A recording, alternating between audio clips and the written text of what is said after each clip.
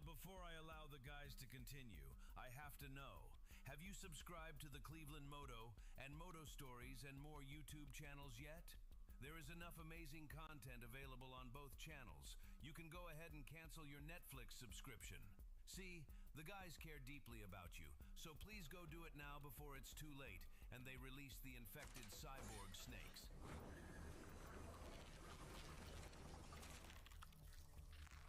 Oh, there you go.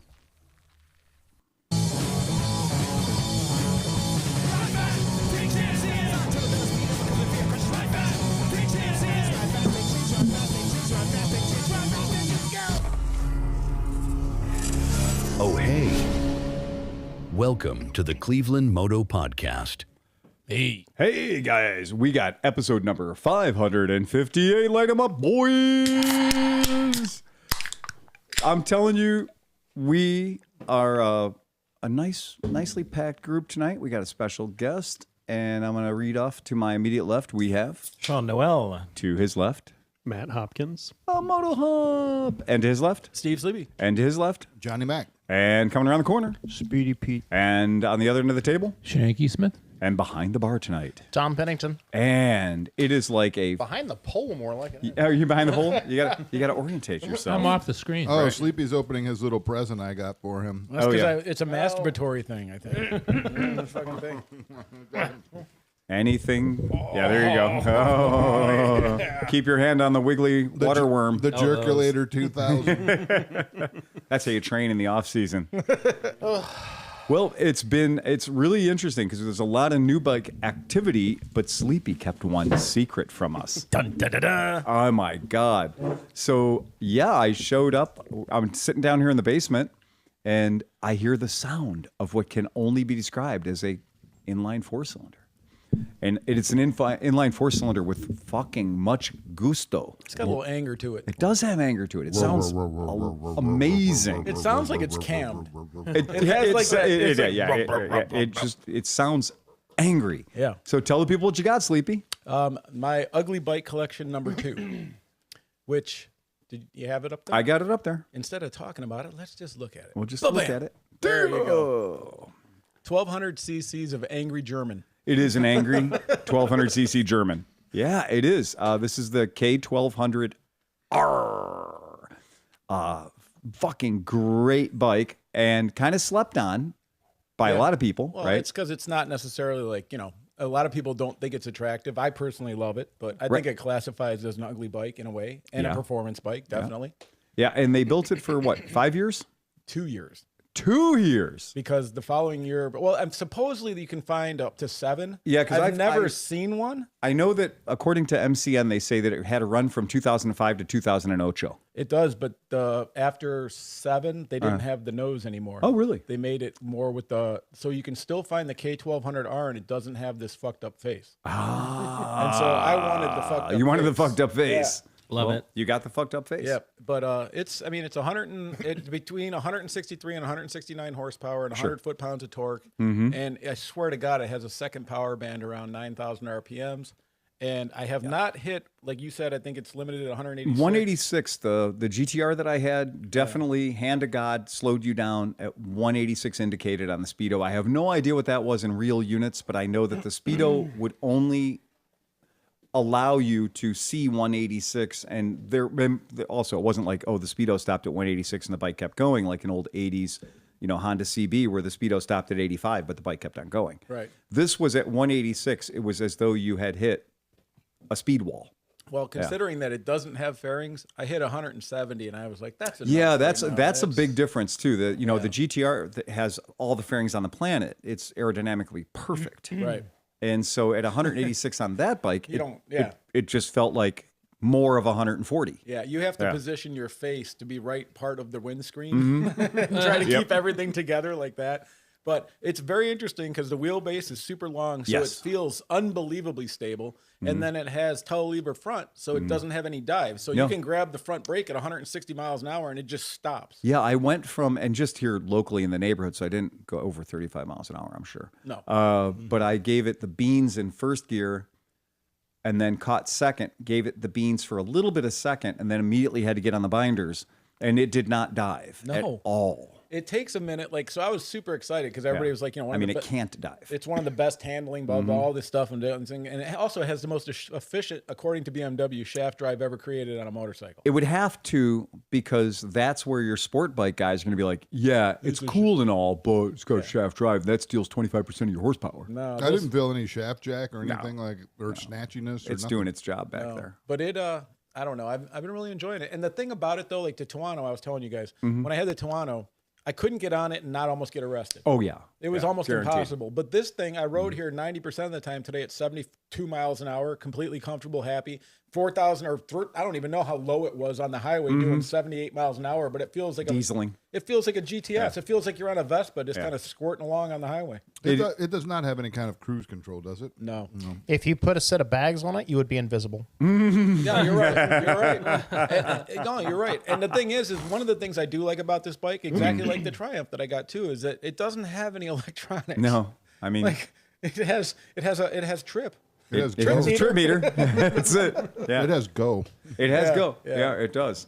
Definitely the GTR that I had all the electronics, but it was circa 2007. Yeah. So it was like it had all the things, but it had them in the 2007 platform where it was like it had sport mode, it had touring mode, it had rain mode, right?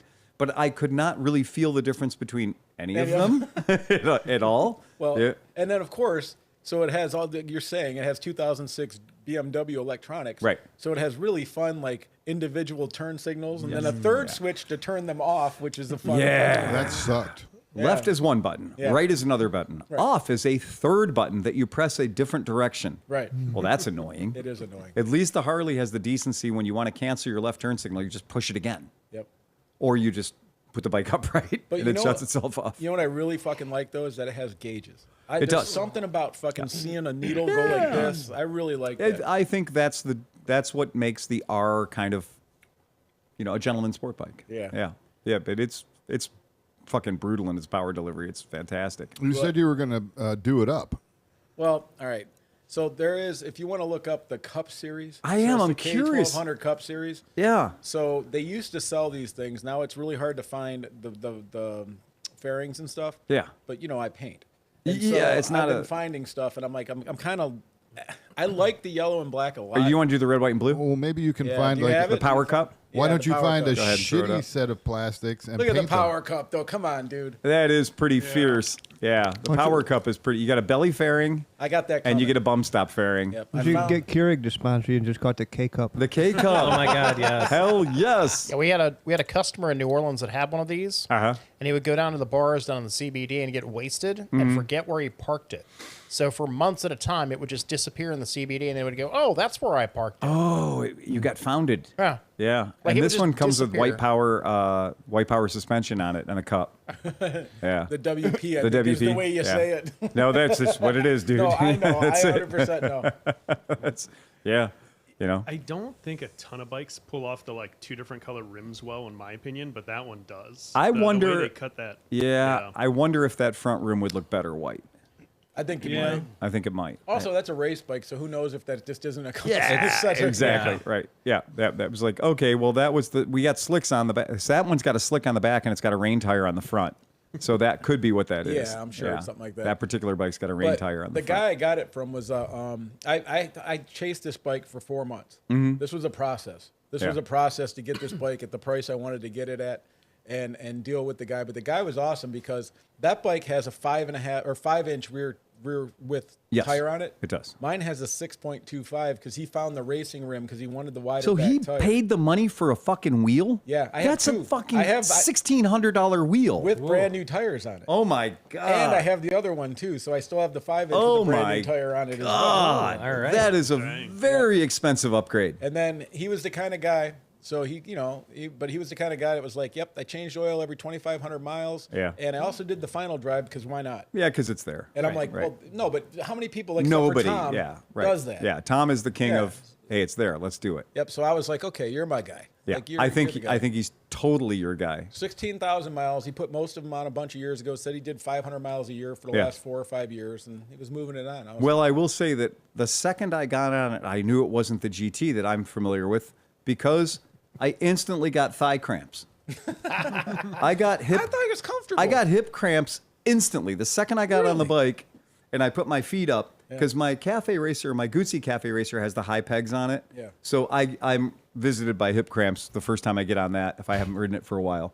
And this one, as soon as I got on, I was like, well, this is a sporty sport bike now because it's got thigh cramps. I kind of freaked out. Hip cramps. Like, at first I was like, oh shit, because the way BMW did the handlebars, it's not like you can just get some easy risers and slap them on. Like, you're kind of stuck unless you really want to figure something out, right? But they're pretty great. They're good. Yeah, like, they're good the way fine. they are. I find it pretty comfortable. This is a magnificent bike, and what kills me is we talk about bikes that are slept on, because when I got the GTR, when I got that bike, that thing, the guy traded it into me for a barely used Vespa GTS that I had involved myself with to the tune of about $4,000.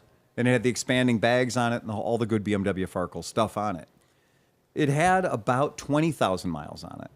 And you got a much better deal on this one because I don't know if you're telling people what you paid, but it's creepy how cheap you got this bike. Well, like I said, it was a process. Yeah. I mean, I get it. It's a 20-year-old bike, but Good things come to those who wait. Well, I played the games properly, and some of the things that Phil has taught me and other people have taught me, and it was a long game. It was a fucking 3.5 month game. Including the faux, you put a shill buyer in there. I might have put a shill buyer. there may have been somebody helping.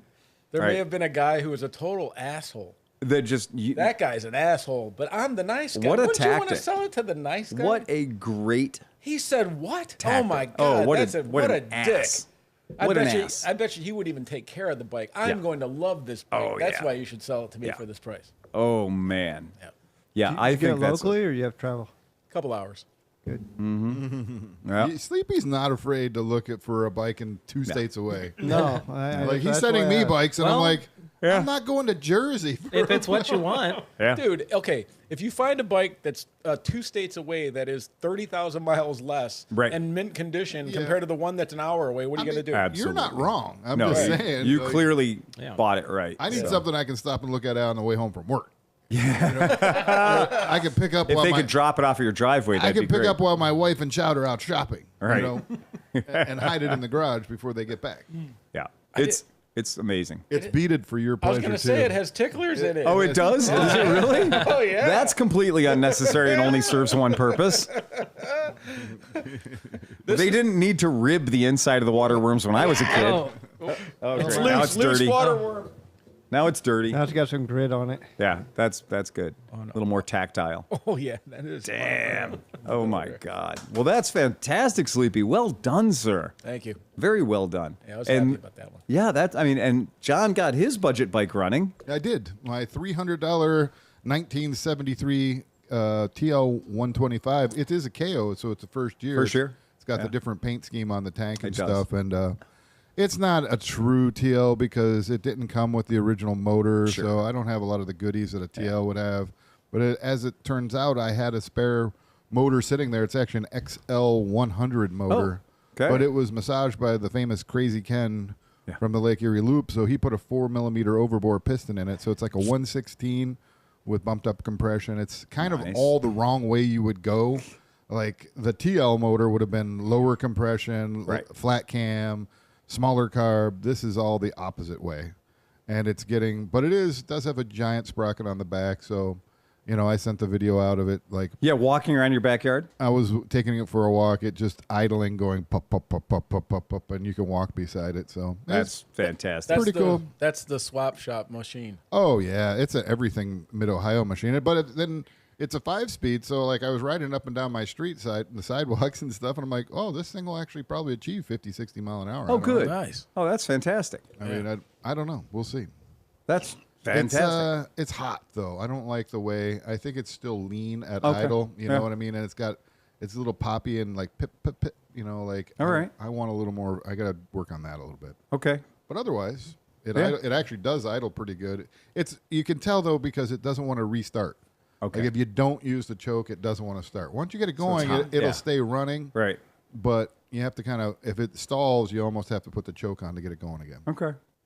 But yeah, That's all right. I Yeah. spent the last week or so in my wee moments doing this, doing that, having a little parts. fun with it. Oh yeah. Oh, that's great. When I had the frame out, or when I had the motor out, I painted the frame. I painted the thing. I'm trying to zhuzh it up, make it look nice. Nice. Oh, that's fantastic. Eventually, I'll do the wheels and stuff when I get a set of tires for. I need tires from Mid-Ohio Okay.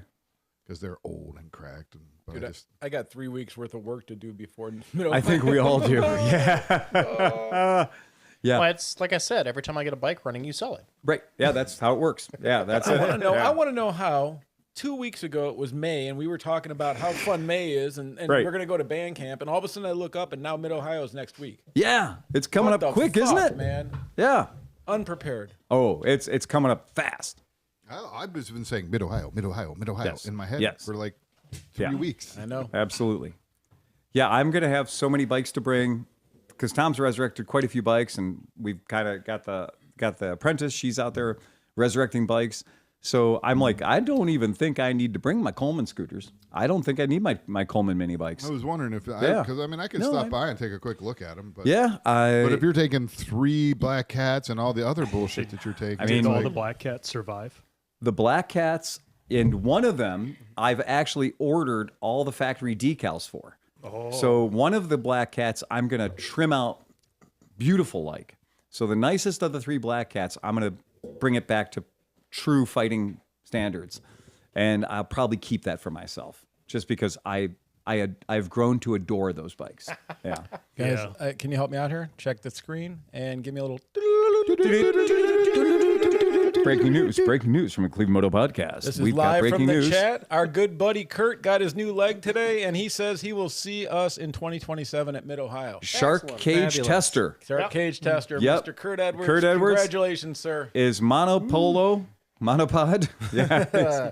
Now he's back Yeah. to biped. Yeah, now he's biped. yeah. That's exactly right. so he's only down to 2 legs now. Ain't that the truth? That's cool. Yeah, it's been fun. So today, because we are getting a lot of smoke in Cleveland from the wildfires in Minnesota and in Canada. It's our fifth season of the year. I don't It think, is our 5th season. I don't think people understand. Like when Phil's saying smoke, it's not like, oh, I can smell a little smoke. It's like I can't see my driveway. No, it was really. It was Silent Hill. It really was. I thought we were just living in a campfire. Yeah. It smelled like a Chuck E. Cheese pizza oven to me.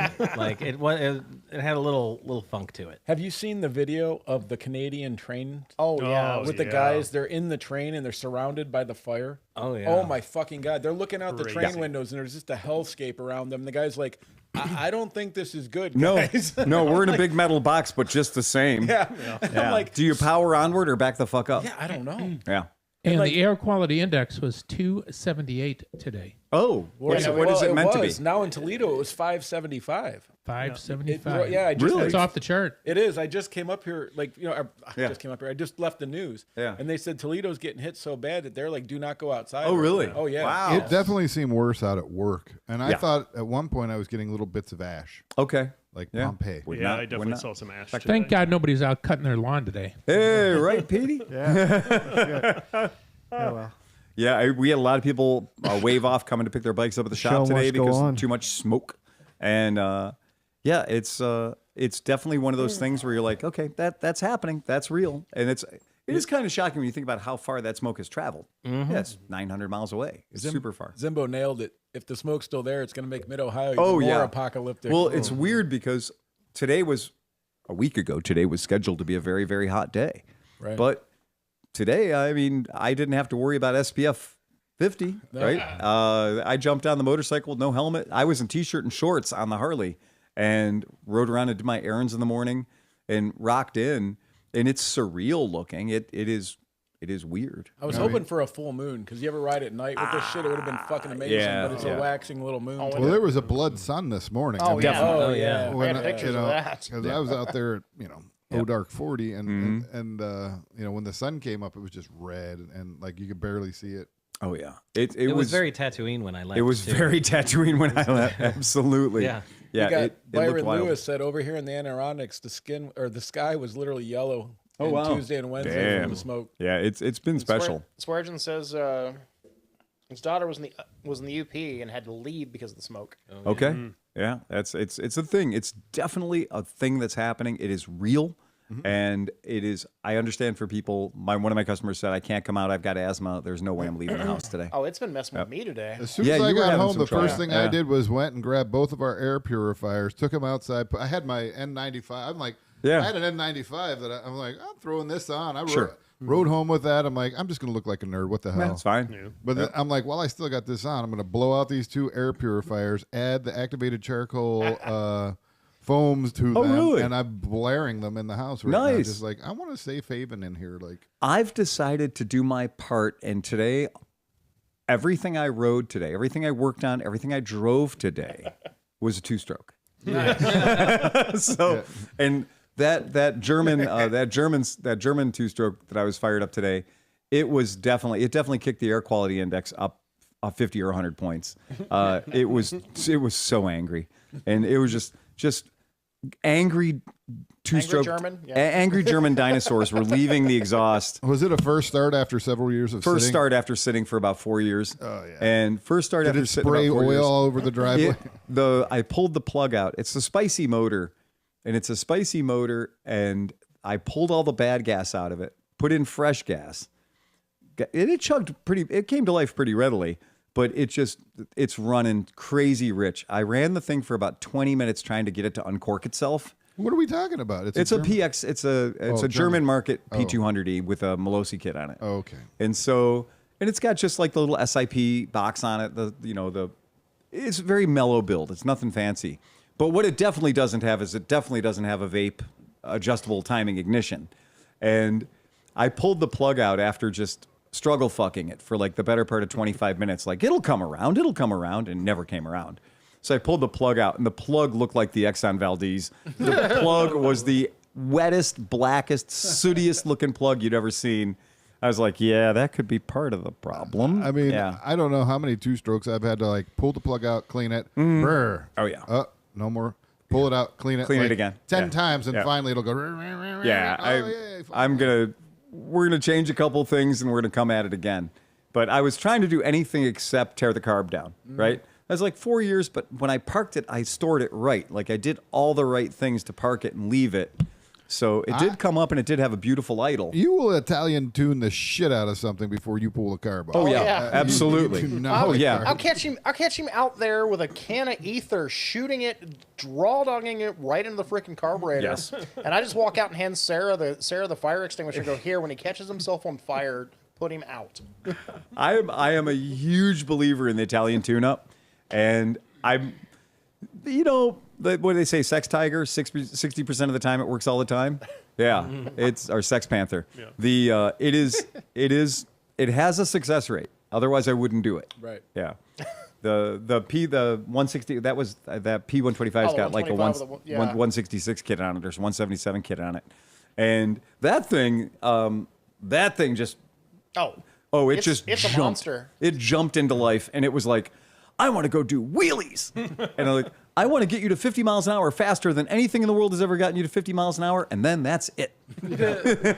Somebody once said, somebody was arguing against the Italian tune-up. Right. And somebody said, well, here's the other good part of the Italian tune-up. If it doesn't work, or even if it does, right, you're also going to find out if anything is going to break in the next 20 or 30 miles. Yeah. So would you rather have it break when you're 45 miles from home, or doing it when you're going down the street at full wop? When you are literally visiting your neighborhood, making them hate you, you're never more than a short walk away. Right. And so now you're giving it, because most of the time you're not going to ride like that all the time. Oh, hell no. So when you're squeezing the titty like that, you're going to find out if something's falling off. Oh, it's funny. Yeah, Sarah was funny because I don't think she's ever seen a tuned 2-stroke, approaching 11,000 or 12,000 RPM. And she was just, her eyes just got bigger, and she took a step back. And she was like, is it supposed to go? I said, yeah, that's what it's supposed to do. Well, I think that P125's problem is we put the new clutch in it. Yeah. With the short tooth, which is why it only does 50. Yeah, that's what I was going to say. It's a 20-tooth clutch. It gets out of the hole like a house on fire, but it gets to like the analog speedometer is useless. But I'm telling you that it's about 50, and then it's like, okay, anything over 50 is going to be ready to catch the piston. Yeah. There's when you're looking online and you start looking at weird shit, it puts you into that like for a week or two, you just keep seeing all the same shit. So I found some fucking like beefed up scooter, and so now all I'm getting fed is all these Indonesian kids with like 50cc scooters that go 92,000 miles an hour. Yeah. But the best one so far was this guy built this thing. It was like 100cc.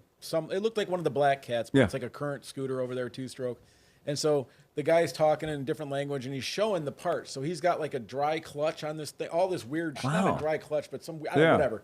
But he's doing all this shit. And the guy's sitting there, and all of a sudden the dude starts cranking the throttle like he's going to rev it up.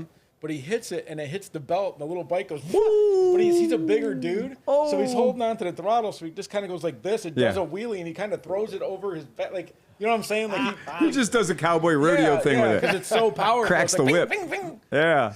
Versus me that just gets the dudes in Thailand racing Yanmar hit or miss diesels. Yeah, hit or miss diesels or wooden scooters. Have you seen the 1,000cc lay down drag motors that they're building for all those things and just shit? crazy. Insane. The whole world is crazy. Hey, Marshall wants to know what he should bring.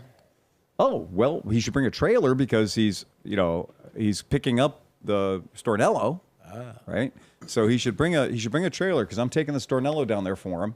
Oh, thank you, Marshall, for buying the Stornello, because if you didn't, and I did, I wouldn't be able to buy the bikes. Oh, that's right. Yeah, that's correct. Oh, that's so true. Yeah, that's absolutely true. I think he meant more like boiled peanuts or. Oh, I don't Stuff know. from Buc-ee's. I mean, yeah, right. Yeah, I don't know. We'll figure out whatever we're missing on Thursday night. I'm sure. Y'all ever had any of them boiled penis? Yeah, boiled penis. Boiled penis. Boiled penis. I love boiled penises. Hey, boiled penis is really good. Typically, the universal request is ice.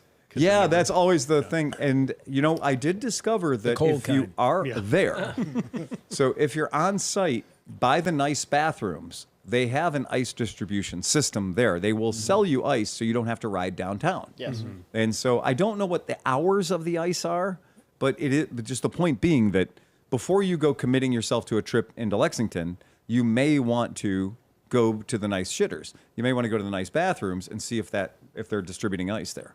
Because I have bought bags there, and it wasn't like they were killing me on the price. And the fact that I didn't have to drive into Lexington is saved me money there, because then I'll buy a bunch of shit at the gas station I don't need. The in the pits, concession stand will do it too. Oh, really? Yeah. Okay, good to know. I used to go down there and get it. Good to know. Yeah, that's cool. So there are places. And here's another trick too. If you have an old cooler or a good cooler, a really good cooler, this is what I've been doing, because we have I inherited a bigger cooler and a smaller one. I've been filling the bigger one with bags of ice and then leaving it closed.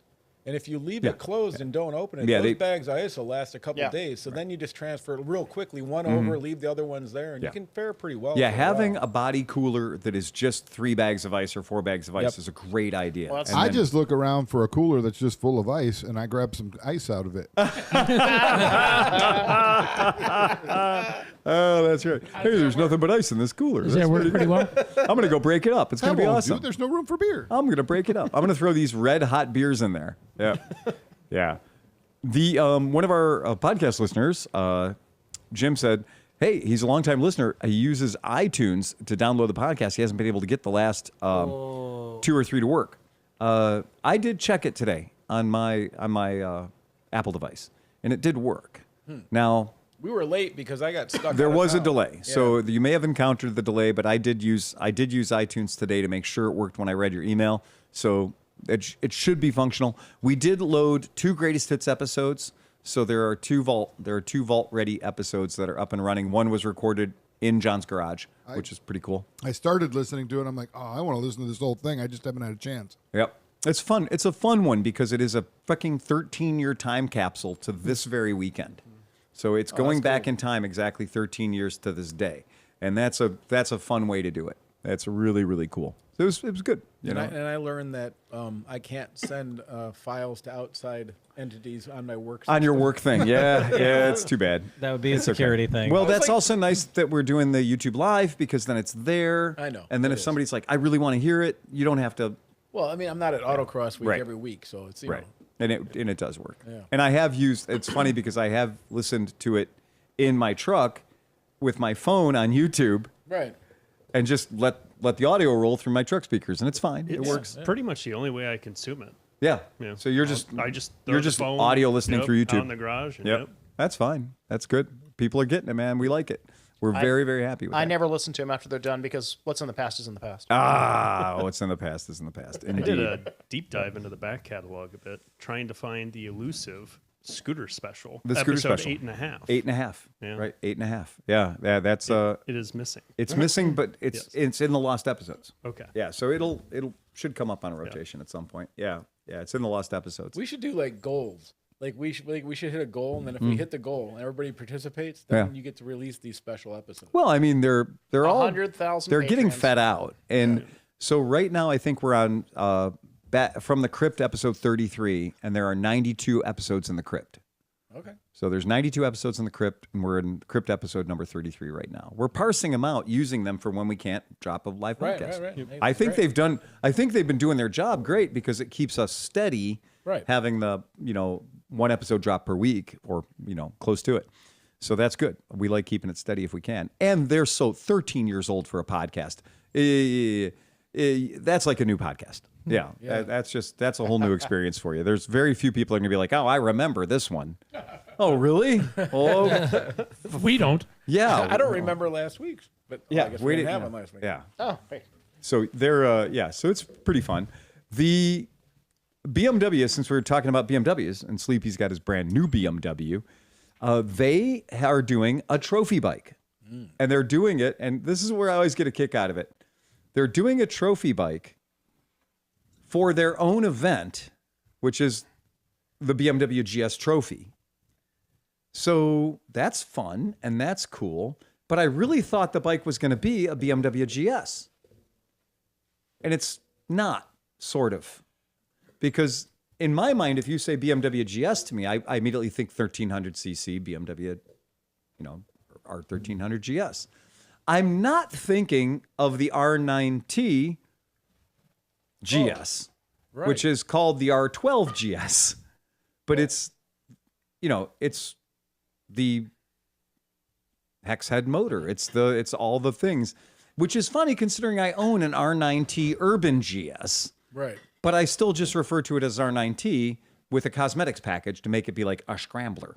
Well, that's the thing. BMW takes every motor they have and then sticks it in all the different variations. Yes, they do. You can always find a sport bike. Like I didn't know that until I was looking at all these bikes. Yeah. And then I was like, oh, there's one. And then I'd look and I'm like, nope, that's got jugs sticking out the side. I'm like, right. Okay, when did they make a sport bike version of that? Well, because they have the motor, right? You either get the K model, you get the R model. Right. Yeah. Right. But the thing is, yeah. Okay. Yeah. And so in my very humble opinion, when I think like, oh, it's the GS Trophy, it's going to be a bunch of what I would consider to be GSs, right? It would be like the 1300 platform GSs. And I completely spaced it that when I saw the picture of the bike that they're setting up as the trophy, I was like, oh, well, wait, that's the street scrambler thing. Mm-hmm. Oh, okay. And they're building it just to do that event in, I believe, Romania, right? Isn't that where they that move was? it around every year? Yeah, I think it's Romania. Yeah, sounds right. It's very, very interesting. But what I think is interesting about it is this is the bike they're using as the base platform, which is, a very price-friendly $17,000 for a BMW motorcycle. Yeah. Now, of course, the GS Trophy Edition is not going to cost you $17,000, but they did build it so that the consumer can replicate it. So the consumer can go on the configurator and choose all the things to end up doing, that bike.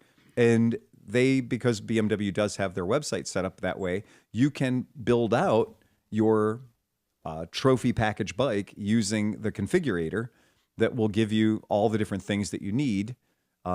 And they have the Enduro Package Pro, and you can just go through there and add until you get this bike up to that $24,000 or $26,000 that they're asking for the trophy for the GS. So for the event. So yeah. I'm looking at this thing, right? Yes. And you see it there. Yes, I do see it. It's there. an off-road bike. It is very much an off-road bike. It looks almost like a Vittori, and it's 20 like. Oh, it's a lot of money by the time you get it. Here's the thing: if you're off-road, how much fucking power do you need? Oh, well, that's clearly what we know at this point is there is no limit. All the power. Come on, man. No, but I'm serious. Unless you're that. What is the gravel pit one that they do over in Sweden? Erzenberg? Erzberg. Yeah, I mean, those guys are riding. Everything is ridiculous. Yes, they are. Yeah, but those are all Absolutely. 450s. They're not riding that. No, they're riding like 1200s and stuff. I thought. Very few. No, it's- very, yeah, very few. So I don't know. Yeah, I don't know. Look, I need knobbies on my B King. Yes. Yeah, right? Yeah. That might be number 4. But it is pretty funny. You do get this motorcycle up to that $25,000 magic price tag. You get it up there pretty quickly. It works pretty good. But what it's funny though is because obviously this is the bike that, if you want to throw the picture up, this is the one that they're campaigning. This is what they're going to have for Yeah, it looks like their GS trophy. the traditional R80 GS. Mm-hmm. Yeah. Yeah. If it had a little bit more blue, it had the Dakar on it. So people not familiar with this competition, they assemble teams from half a dozen, maybe 8 different countries, and any Joe Blow can try out for the team, and then BMW selects them, and they send you to whatever country they're doing the competition in, and they give you their bikes to use. So everyone's on identical bikes, and it's basically like a 6 days trials kind of thing. Mm-hmm. But it's not all riding skill. It's like team building kind of stuff where you have to get the bike over a wall or something, and the guys that are on the team have to get the bike over the wall or whatever the obstacle is, and then they compete for the championship. So I don't think the United States has ever won it. I think I don't even remember who won last year. I usually follow it though. It's always in an interesting location. Cape Verde. They always promote it real well, and it's a big campaign for them. I think if Americans needed to push motorcycles all over walls more, they may have a chance. Mm-hmm. That might be something that you have to do in third wheel. Sure. Oh yeah, absolutely. I mean, the idea behind the trophy team, it's all about BMW establishes the skill test. BMW establishes the stuff you're going to do, and it's not just, the women's GS team. When we looked at that, what did they say when this one came up? There's a lot of people that are doing a women's only team that they're set up. And we know most of them through our affiliation with Liza's podcast with the Misfits. And so that's great. And, this is going to be the thing. You're talking about going out and beating the shit out of these bikes and really, really doing really adventure-y stuff, really doing off-roady shit. So I'm very, very pleased with that. Very impressed with that. I think that's cool. But I did get confused. I thought for sure, I was like, hey, man, aren't they supposed to be using those 1300 bikes? No, they're not. They're using the 1200. So that's cool. That's pretty freaking awesome. And it is a little bit of a price savings compared to doing the 1300cc, which doesn't hurt. And so that's fun stuff. But that bike is actually a little bit of a throwback. It's kind of an analog version of what it's not the flagship model is all electronic. Sure. And more of an adventure tourer. That bike is more leaning towards the hot rod dirt bike side of Absolutely. things. And analog. Yep. Yeah, like I own 2 R9s right now, and one of them has all of the gauges, and one of them has 1 gauge. 1 gauge and a little tiny LCD screen. That's it. That's all you get. And that's definitely, BMW can do it either way. They're very happy to give you all the buttons or as damn few of the buttons as you can handle. So yeah, it's kind of cool, kind of interesting. Thought that was super neat. I know John's going to be very, very happy about this news. The Harley-Davidson stock has been downgraded to junk status. I saw that. And it is funny when somebody says like, wait a second, Harley-Davidson is a junk stock? And you're like, well, there is a rating system. I'd rather invest in Royal Enfield. Well, I mean, Royal Enfield is selling some fucking bikes. That's what I'm saying. Yeah, and I'm going with Bajaj. 6 months ago we talked. Yeah, 6 months ago or something, we talked about Bajaj Harley-Davidson selling off. Oh, yeah, we're gonna get into that. We talked about Harley-Davidson selling off their bad debt at 30 to 40 cents on the dollar, which is insane. Was it their bad debt? It's or debt. Just their whole it's just their debt profile? It's their debt profile. Yeah. Yeah, it's their debt profile. And basically what that just means is that's just everybody who has a Harley loan, right? That Right. 70% of them is going to pay back anyhow. Bingo. Yeah. That's exactly right. Oops. And saying at what interest rate? I think we saw it was between 30 and 40%. It was insane. Like, fuck. Right. It was just insane. They'd lost so much money, and when you think about the average Harley buyer, we did the thing. We did the sheet at the shop. We looked at a brand new Street Glide, $32,000, and we looked at what your down payment would be and how much money it would cost you to turn that bike in. To keep it at the end of the don't call it a lease, right? Can't call it a lease. And then if there's a scratch on the bike, now you're calling it a lease. If the tires aren't 80% fresh, now you're calling it a lease.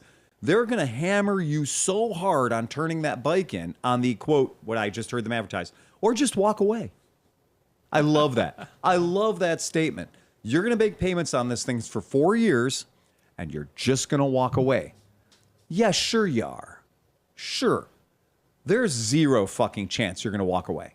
It's going to cost you thousands of dollars, and you've lost all your equity. But you're thinking you're thinking like us. You're I know. Thinking of like anybody that's over 40. Right. You talk to my daughters, the Right. young ones and stuff, and they only think in month payments. Yeah, They you're like, don't- oh, it's $1,500 down and only $400 a month. Well, that's where cell phones have trained everybody. You have to have a cell phone, therefore Correct. every month you have to have a cell phone, and then every 3 years you buy a new cell phone, which is you Yeah. never pay it off. You never own this device. Yeah. You're just having it.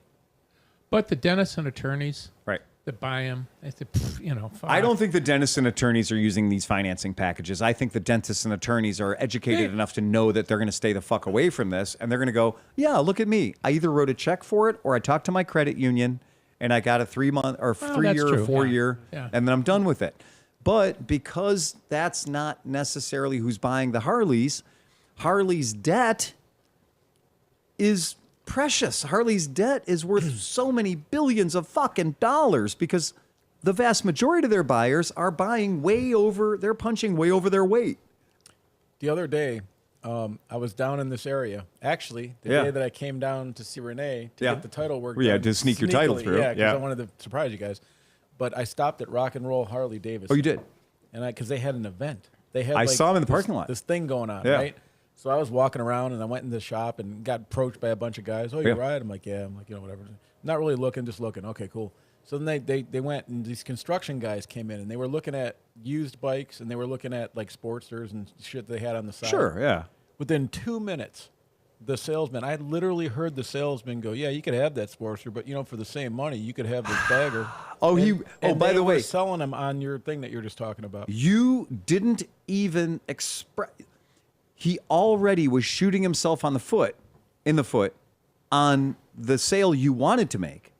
And he was already upselling you to a bike you were showing no interest in. Not me, this construction guy. I understand. Yeah, but 100%. Right. So they were like, They are so jacked up in the head, it's ridiculous. This guy probably had cash, probably whatever, to get a smaller bike. Oh, look, the fish just jumped in my boat. Let me throw that fish out. Yep. I need to go get a bigger one. fish. But you could see that this kid, he was like 20-something, Yeah. Whatever, construction worker The guy right with his Sportster buddy. buyer. And Or his Knightster buddy buyer. was like, they basically, when you have those two guys, you have a sucker. Yeah. Because all that salesman has to do is get his buddy jacked up about it. Now his buddy is on team with the sales guy. And he's like, dude, how could you not do that? It's $400 a not month. do Look it? at that fucking thing. Right. Ignore the fucking $28 or whatever fucking balloon payment. Don't think about that. That's fucking Exactly. 3 years away. You don't have to worry about that. Right. It was really interesting to see that. Like You'll firsthand. crash it by then. Oh, man. So, but maybe there was something to this. Because a lot of my people that, buy shares and stuff, they always talk about, you got to, it's okay. It's okay when the market does a belly flop because you got to buy the dip, baby. Crypto just did a belly flop. You got to buy the dip. You got to buy the dip. Always buy the dip, man. Always. That's good news. Buy the dip. Okay. Just for the sake, if you want to throw this up real quick, this is the past 5 days. You're going to notice that at one point, Harley Davidson stock dropped down to 24 buckatones, right? From where it previously was in the mid 30s, right? So it lost a whole lot of value, about 30% of its value real quick in a matter of a couple of days. Did you buy when the this dip? news came out that the stock was now being considered junk, right? That it was now considered a junk, their rating had dropped so much.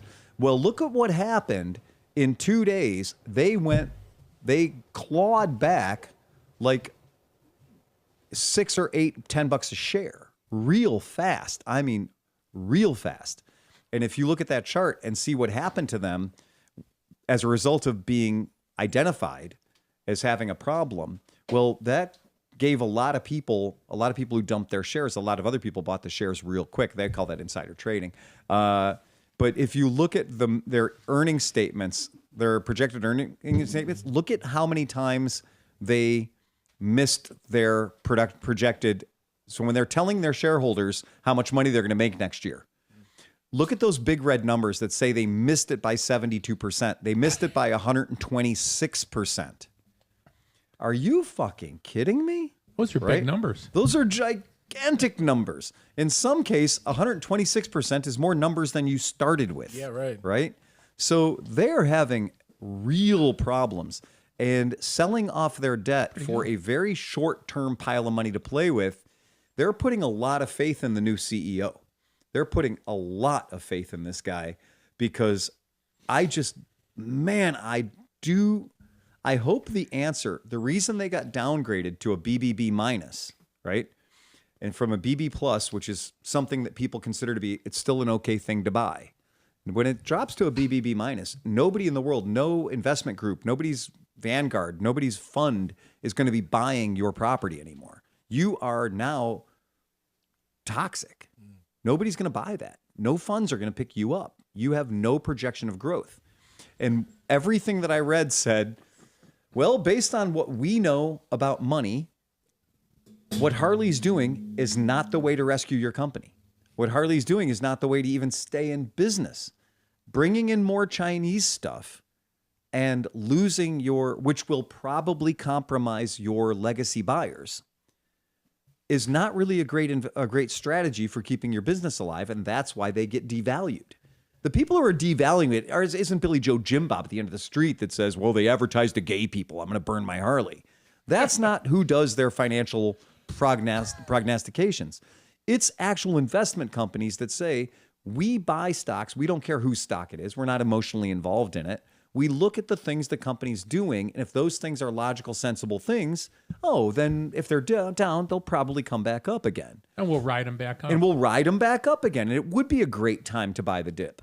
But if the company's war strategy is a bad one, then nobody's going to be like, oh yeah, we should totally invest in a whole bunch of that. What if it gets so bad that they turn into like a KTM or something where Harley gets bought by like Bajaj and then they start making the bikes. My money is on private equity. They're going to strip it basically because they want to get rid of the union members that are building Harleys here in the country. I agree. That's their biggest expense. Once they kill it, it turns into Converse. They're going to ship it to China and they're going to charge you twice as much for half the shoe. Right. So for 1 hour ago, the experts are predicting a 34% decline in their business. So that's sales? in EPS, in their projected sales. And that's terrible. The company, that's what gets you downgraded. And that's where they're saying we're concerned, the investors are concerned about financial stability, and obviously you can't bring any money in. So that's really the problem. And that's the problem. And your stock did drop as low as $17 a share. So that's terrifying. When the stock drops 50%, that's a pretty wild swing. Buy now. So everybody go out and buy some. The one analysis I had read through, they brought up the reintroduction of the Sportster. Yes. And then eventually we'll see the Sprint that we still don't fully know all the details on, right? And it essentially sounded like just a lack of faith in the Sportster being the saving grace, which I agree. In the Sprint, I don't think any of us have confidence that they're going to land at the $6,000 price point they were shooting for. Correct. So the market's looking at the fact that they do not think Harley can expand their buyer base fast enough to basically pull the plane out of the nosedive it's in. Well, they've been shitting on their prospective buyers for 60 years. I don't exactly know that 6 months is going to fix that. Yeah. I mean, What gave you that impression? The 30% APR? Right. Well, this is, Oh no! I mean, this is, every time anybody says, "Hey, you should change your product to appeal to more people," they go, "Fuck that! We're just going to build more camo Sportsters." Well, the hill I will die on that I've said before is there was one guy. They need to go pay him whatever his number is, which is Matt Levitich, and let him try and turn it around and do the more Road Starley thing again. Yeah, I promise you the solution is not what they're doing. Obviously, it's if I was kind of holding out. I'll admit it. I'm sitting here and I was like, yeah, this is a really big American company that should be doing this. This is 5,500 people working in the United States with real jobs in real places that we can deal with. The problem was their tariff. Everyone sits there and goes, why is Harley Davidson so freaked out about tariffs? Well, because 90% of the box they open comes from fucking China. Yeah. So the tariffs are killing them. The tariffs are absolutely murdering them, and they're not allowed to bitch about it too loud because then that's them flipping their fucking whole card about where they're buying all their stuff from. But the truth is, the only growth market in the world right now is East Asia. Sure. So why the fuck they give a crap about the American market is beyond me. It is a very, very difficult thing because clearly East Asians that thought for a short while it was fun to buy a Harley Davidson, they are not doing it anymore. Yeah. And all those bikes that we talk about, all the Benelli/QJs that are branded Harley Davidson in the Asian market are not selling because they've figured it out. Yeah. They're like, should I buy the Harley Davidson one or for 30% less buy the bike it's based on? And QJ. And just buy some stickers and put it Oh, on. man. Fuck yeah. Well, that's what you see a lot of those things, and it's like Benda is more popular over there than Harley Davidson. Somebody stop me. There's more power behind buying a chinchilla than there's Napoleon Bob. Somebody stopped me the other day on the street and asked about Benda motorcycles. That and I guy was was a plant. He must have been. They sent that guy from Benelli Keyway to walk in front of my shop. Have you heard of these honey. Benda motorcycles? Yeah. I was like, what the? Who are you? Gee, if this is happening with motorcycles, I wonder if it could ever happen with cars. Mm-hmm. Don't tell Volvo. My God, man. That is one of the scariest things about. I tell people all the time, they're like, I'm so upset that we don't bring all these really cool cars in, these cool electric cars that I can buy a BYD in China for $5,000. I want to buy a BYD car here for $5,000. Oh, Jesus Christ. Let me explain to you how telematic unit. Yeah. Right? And just for something, do you have any of your friends that work in an American factory or an American place that does American things at all? Because the one thing we kind of have left is our automotive manufacturing. We cannot run a country just based on waiting for each other to get sick and then not healing them. Isn't our car industry basically making most Americans poor because of that, though? They're only building cars that are $50,000, $60,000, $70,000, $100,000. Oh, yeah. When they're not even letting us try to buy a $20,000 car anymore. Nope. No, they're not. So why do Absolutely you have? not. Why would I have that much allegiance to them? And half of the shit is still being made overseas, or you know what I mean. So like, there are Buicks being sold that are Chinese cars. Absolutely. It would pain me, but I wouldn't care if Chevy went out of business. I wouldn't care if Ford went out of business, just like Harley's going to go out of business. That's why there's been so many safeguards in place to prevent the exactly. Chinese from coming into the market because they know exactly what's going to happen. Yes. Everyone's Yep. going to go, wait, I can buy a new car for under $20,000? Sure. I'll take 3. Yeah. Why wouldn't you? And the answer is, I respect everybody having that mindset, but I also know how catastrophic it would be for what's left of American manufacturing. Oh, no. It's not just that. Can you imagine what would happen to the used car market if that happened? That's true. If you could buy a brand new BYD for $7,000 or a shitty 120,000. Yeah, you're not paying $12,000 for a Honda Element anymore. Yeah. Nope. But who ran most of the Defense Department building during World War II? Mm-hmm. It was the auto industry. Absolutely. So if you lose your auto industry, Yep. then strategically you're putting yourself over a barrel if anything significant happens, like airplanes, jets. They're already talking about shipbuilding. We only build we build 30 nothing. ships a year when Chinese build 300 a month. Yeah. Right. And You're talking as if it's not already dead. well, I mean, There's enough supply chain left, but we're not doing ourselves any favors creating this issue at our northern border whenever 50% of our our U.S. manufacturers exist on both sides of that northern border as well as the southern border. Yes, the USMCA. I hear that bitched about twice a day. Yeah, and I mean they say, and we're looking at this right now. They're saying that 7 to 13 million jobs in the United States are based on automotive production. Say that again? 7 to 13 million jobs. This is just, fast, right? 7 to 13 million jobs are based on automobile production in the United States. So that's a lot of unemployed people. If it all goes away. If the lever gets pulled and BYD shows up and it's just like, here's our BYD F-150 and it costs $9,500 or $12,000 and we're going to finance you at 1%.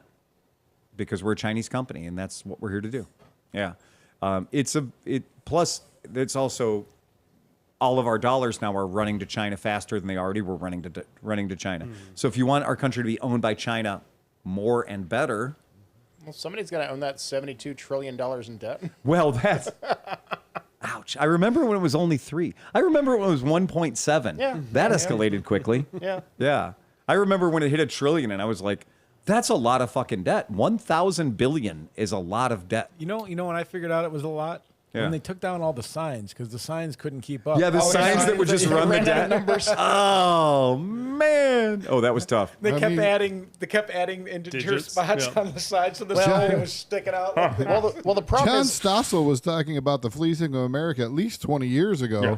And Absolutely. not a fucking thing has changed. In fact, it's got only worse. It's gotten fleecier. Because people are just making, like, anybody who gets a chance to make money off of fucking offshoring our business is just doing it. The government, big business, everybody. Like private equity who might buy Harley. And I was going to say. India or Thailand. Right. Every time I've ever seen private equity buy anything I cared about, I've always prepared myself for the other shoe to drop. I'm like, yep, and done. That's the only, I like Japanese car makers even more because they're making cars in this country that are affordable and people want to buy them. Well, you know why they're making cars here, right? We're the only country in the world that has the exact standards that we have, and it's cheaper for them to build it here than it is to build it overseas and then ship it in. Well, if we change that's another protectionism thing is by us maintaining a different NHTSA standard and us maintaining a different DOT and everything else If we keeps us isolationist. If we had reciprocity. So you just say like, well, you can't bring that car into America because it doesn't meet our rules. But it also prevents American automobile manufacturers from building cars here and shipping to places like Europe. Well, and now especially because I just read an article today where Europe is now instating laws where they're going to go after people that do planned obsolescence. It's against the law, which is fantastic. It is. Oh my God, they care about their people. But unfortunately, most of the American products definitely won't be able to be that's sent the quote over I at heard this is point. that in Europe they protect the consumer, in America they protect the company. Manufacturer. That makes Always sense. the shareholder. Yeah. So last year, Harley Davidson lost $3.58 billion. That's a B. That's a lot of money. They've also... That's not so bad. They've also shipped... ouch. I wiped my ass on $3.8 billion. Yeah, that's not good. That's pretty bad. It's pretty evil. And that's just it's so tough to even consider that. And you're like, okay, how many employees do they have? All right. Well, and how much grant money did they get through LiveWire? That's the other thing is when you've got that cash infusion of all that grant money, all the LiveWire money, and you still came up short, you're like, oh man, fuck. We can't give these things away. Yeah. Speaking Let's of pay live wires, people. did you guys see the video that Bikes and Beards dude did? No. He got one for $3,500. Oh, I saw that. Yeah. And then the best one though is there's a reactionary video of a live wire owner who paid full price watching that video, and then he's just sitting there going. The LiveWire came out at 32 and dropped 10 grand in one day because Zero launched their bike for 10 grand less than theirs. So now think about that. So this dude bought it and it works. Everything's perfect on it. $3,500. Yeah, he lost 90% of his money. Yeah. It's painful. For just people who care about market share or whatever that means, Harley Davidson at one point, way back pre-COVID, 2019, Harley Davidson Motorcycle Company had 49.1% of the American motorcycle market. Jeez. That's a lot. Regardless of type. That's huge. It's just like not just it cruisers, says like Harley the Davidson's whole share of thing. United States motorcycle registration. So people don't register dirt bikes. Right. Fell from 49% in 2019 to 34% in 2025. So that is a basically, massive drop. Yeah, they had half the market and then cut to 1/3 of the market, Yeah. basically. That's crazy. Even I mean, numbers. that's just that's a That was not according to their long-term plan. I'll tell you. no, that. and it wasn't the information. And I can tell you, as a shareholder, it was not the information that came out in last year's shareholder meeting or this year's shareholder meeting. They didn't say, BT Dubs, we went from half of the fucking market to 1/3 of the market. Pat ourselves on the back, well But done. they did say, Yeah. "Oops." Yeah. You know Well, how- we have had a giant windfall. I wanted to save my thing for my shareholder meeting because Harley was talking about they had this giant windfall based on the very shrewd sale of their debt. And this giant cash infusion the company's got, it's going to let them do all these fun new things. And I'm like, yeah. They burned through that. You talk about killing the goose that lays the golden eggs, baby. Yeah, all that free money. But I don't think they had many, ways to turn at that point. They had to get rid of it to. Well, don't forget they sold off part of their headquarters. That's as well. it. And they said they're gonna reduce their costs $150 million, and that's where I'm a little concerned. Yeah, if you reduce cost, you're going to reduce quality. There's You're no gonna other way yes, to do it. That's exactly right. Yeah, I You'll completely agree. You'll know it's really bad when they start reporting the average age of their rider again to Yeah. distract from the financials. Yes. Yes. They did say that they had $15 million in just restructuring expenses and fees. Woof. Golden parachutes. And that's the first. sign-on That's the bonuses. first quarter. Yeah. That's the first First quarter of this quarter. year. The first quarter of this year. The first quarter of 2026. But don't they worry. said Front end loaded there. $15 But million don't worry. in restructuring expenses and Don't fees. worry though, you're not going to have jobs because AI is going to come along. It's going to come and build the bikes and for us. we're not going to have to. You're not going to have to work. Yep. We're going to just give you income. You're just eventually God. people aren't going to ever have to work because there's going to be robots and AI is going to take care of everything. And of course, the people who do all this are going to be so gracious and they're just going to pay average people who don't do anything to just live. Yeah. Mm-hmm. That's what Musk said. And I believe every word he says. Mm-hmm. It's Yeah, and when was the Cybertruck supposed to come out? it was on time and under budget. And beautiful. That's great. I paid a $100 deposit so I could buy that $30,000 truck. Still and then hugely- they're like, yeah, come and pick up your $64,000 truck. And I was You like- mean your $120,000? And then they were like, "Whoa, but if you want to come right now, we only have the foundation editions, which are going to sell you for $92,000." Oh, okay. And they're still hugely popular. Yeah. Yeah. Well, I mean, saw one today. I did see one today too, but I saw one today with a temp tag on it. And so I saw the temp tag on it, and then I saw the trailer hitch on it. It was black wrapped. So it was a black wrapped Cybertruck with a trailer hitch and a temp tag on it. And I was like, I would love to know what this guy, because the temp tag was less than 30 days old. I was like, I want to know what this guy paid for, like, is he the second owner? Is he the third owner? Yeah, his like, bottom dropped where out of is the he market at? yet. Yeah. What did he pay for it? Oh, there's a You know? dude. There's a dude on, of course, YouTube. I'm always Right. watching it. But it's like some dude in New Jersey or something has a high-end car dealership, and he's always trading Porsches and stuff. Oh, yeah. So he's got this guy that I know this guy. bought 2 Cybertrucks because it was going to be a collector's thing. So he popped full bore into them. Paid $120,000 each. So he was $240 into Cybertrucks, and the guy was like, "Bro, we have 15 in the back, and I paid $38,000 for him. So what do you want to do?" That fucking guy lost hundreds of thousands of dollars. That is so painful. Oh, that's terrible. That's fucking And here's the terrible. other aspect of the Cybertrucks. I think it's hilarious. A lot of companies bought them Yeah. to be like, "Oh, look at us, we have a Cybertruck." Oh, yeah, we're cool. We got a And then Cybertruck. all the bullshit happened, and now they're like parked behind the building. Oh, like, yeah. No, the last thing, when I made my deposit on the Cybertruck, we were selling electric motorcycles. I thought, what a great thing to be able to deliver my electric motorcycle to the customer in the back of an electric truck, practice what you preach. This will be fun. And then I'm like, wow, dodged it. Totally dodged that bullet. Yeah, right. Because, I wouldn't be a happy Cybertruck owner. I'd be... Right. I wouldn't be happy. Or you could be like Grumpy Sir Guy and still be waiting 10 years later for his Helios. His Helio. Oh, ouch. You feel you dodged it. I don't. Oh. I dodged a bullet. Dun, dun, dun.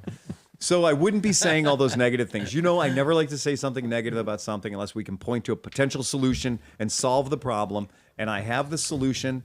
Well, I'm sorry. Harley Davidson has the solution, and I'm about to buy more stock because they clearly Finger that'll on the prop pulse. them up. Finger on the pulse. Insurance fraud. Finger on the Insurance pulse of fraud. the American public. It's got to be insurance fraud. Launching this year at Sturgis. The bike that's going to save the company. And it's not Chinese. Well, not a lot of it. Not most of it. Some of it's Taiwanese. Not just a This bit. is it. This is Right. what the reason that people are not going for Harley is because of a model, a specific bike model. This That is was the it. bike that Harley Davidson says is going to save. I mean, the CEO himself is announcing putting 100% of the power of the company behind the launch of this bike at Sturgis this year. Throw it up on screen, Sleepy. This is the Harley Davidson Deadwood.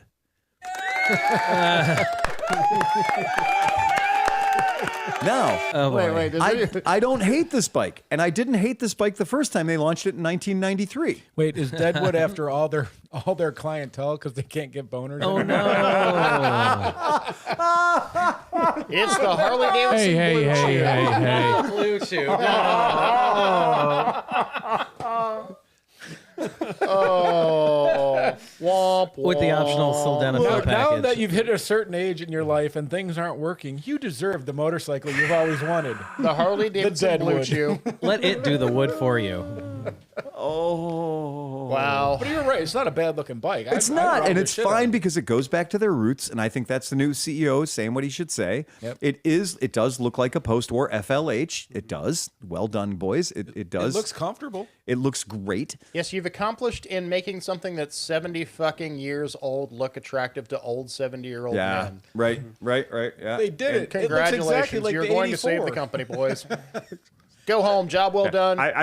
Round of hand jobs There for were everybody. a whole bunch of other Softails that looked exactly like this motorcycle I was gonna say, for the past congratulations. 30 years. They were like, Congratulations. Right. They were like, "Listen, Grok, can you do me a favor? Oh, no. Can you make I it would like a black? current Harley Davidson that looks exactly like an old one, but modernize it." And Chrome's that's what it did. expensive. Keep the chrome off of it. Are Check. Is this the new Honda? Yeah. This is like the Honda Shadow, right? This is It's the all Honda black. Shadow VTX 2100. Yeah. What's the CCs on this guy? Well, this will be Or the cubic this will be the inches, sorry. W. This will be the Milwaukee 8. For only $65,000, it can be yours. Yeah. So, We only have but to Really? sell 4. 65? Yeah.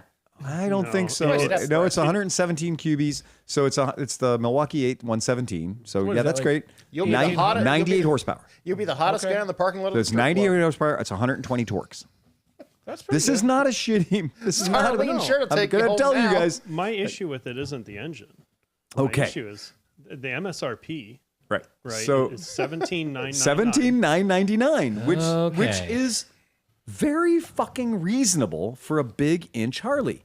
So for a big twin Harley, 17,999 is not Good for them. terrifying. Yeah. Considering we know that the Street Glide, which is the same exact bike, can be $32,000. Yeah, but they're counting on the fact that every dude who buys the $17,000 boner wood or whatever it's called is going to add the screaming, whatever. And You all. can, Well, no, you know It's what? going to be 25 grand. The but you don't need to. The Harley Davidson Because it's Impotence. already 117 cubic inches. The bike I rode in today is 103 cubic inches, and it's more than But you anybody think needs. somebody's going to leave this bike stock? Yeah, well, Sure. No. Yes. who cares? You can't leave the store Right. with its stock. But It's I not guess allowed. what I'm. Hold on.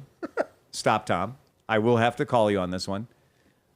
For $17,999, this is in the neighborhood of 1,800, 1,900 cc's. It's 100 horsepower. It's 120 torques, right? It has 6-axis IMU. It has multiple riding modes. It has extraordinarily good brakes and suspension because, well, Showa, they're not buying from bad people. It does look to me like a post-war bike should look. I think aesthetically, it looks like if Dan Aykroyd or John Belushi was riding this on and it was in dark green, it's sellable. You're kind of Put it in saying the bike riders. Yep, the Yeah. bike riders. I was gonna Exactly. say, if they sold Very the bike kit riders. like to have one of those old Right. kind of bucket tractor seats and Right. stuff, it would be kind of cool. Like you could do So- some cool stuff. When you Indian already built that. Well, let me. As did Kawasaki. you're saying all the magic is happening because you've got modern everything in there in the classic right, look. the safety is there, the performance for a Harley is there, right?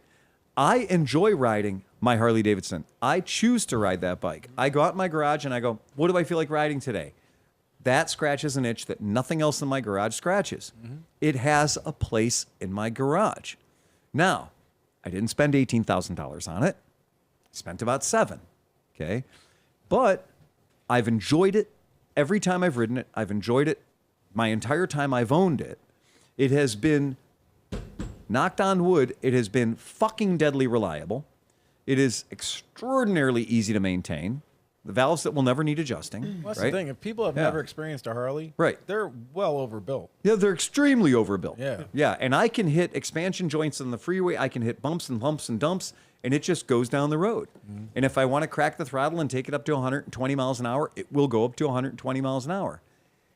It looks, you look at my motorcycle, you cannot tell me what year it is. There's nobody who can walk up to that bike go, yeah, that's a 2014. And you don't really know how fast they are. No. Because like unless it's like a flamboyant guy that has all the performance parts sticking out, you might not know. But I've seen this on the highway where like you get these like kids on the sport bikes thinking that they're going to be all jacking this Harley dude around. And then you see this thing with, I don't know, 130 cubic inch motor just go, you know, and take the fuck off. And you're like, haha. You can build these motors out to insane torque and horsepower. Oh, yeah.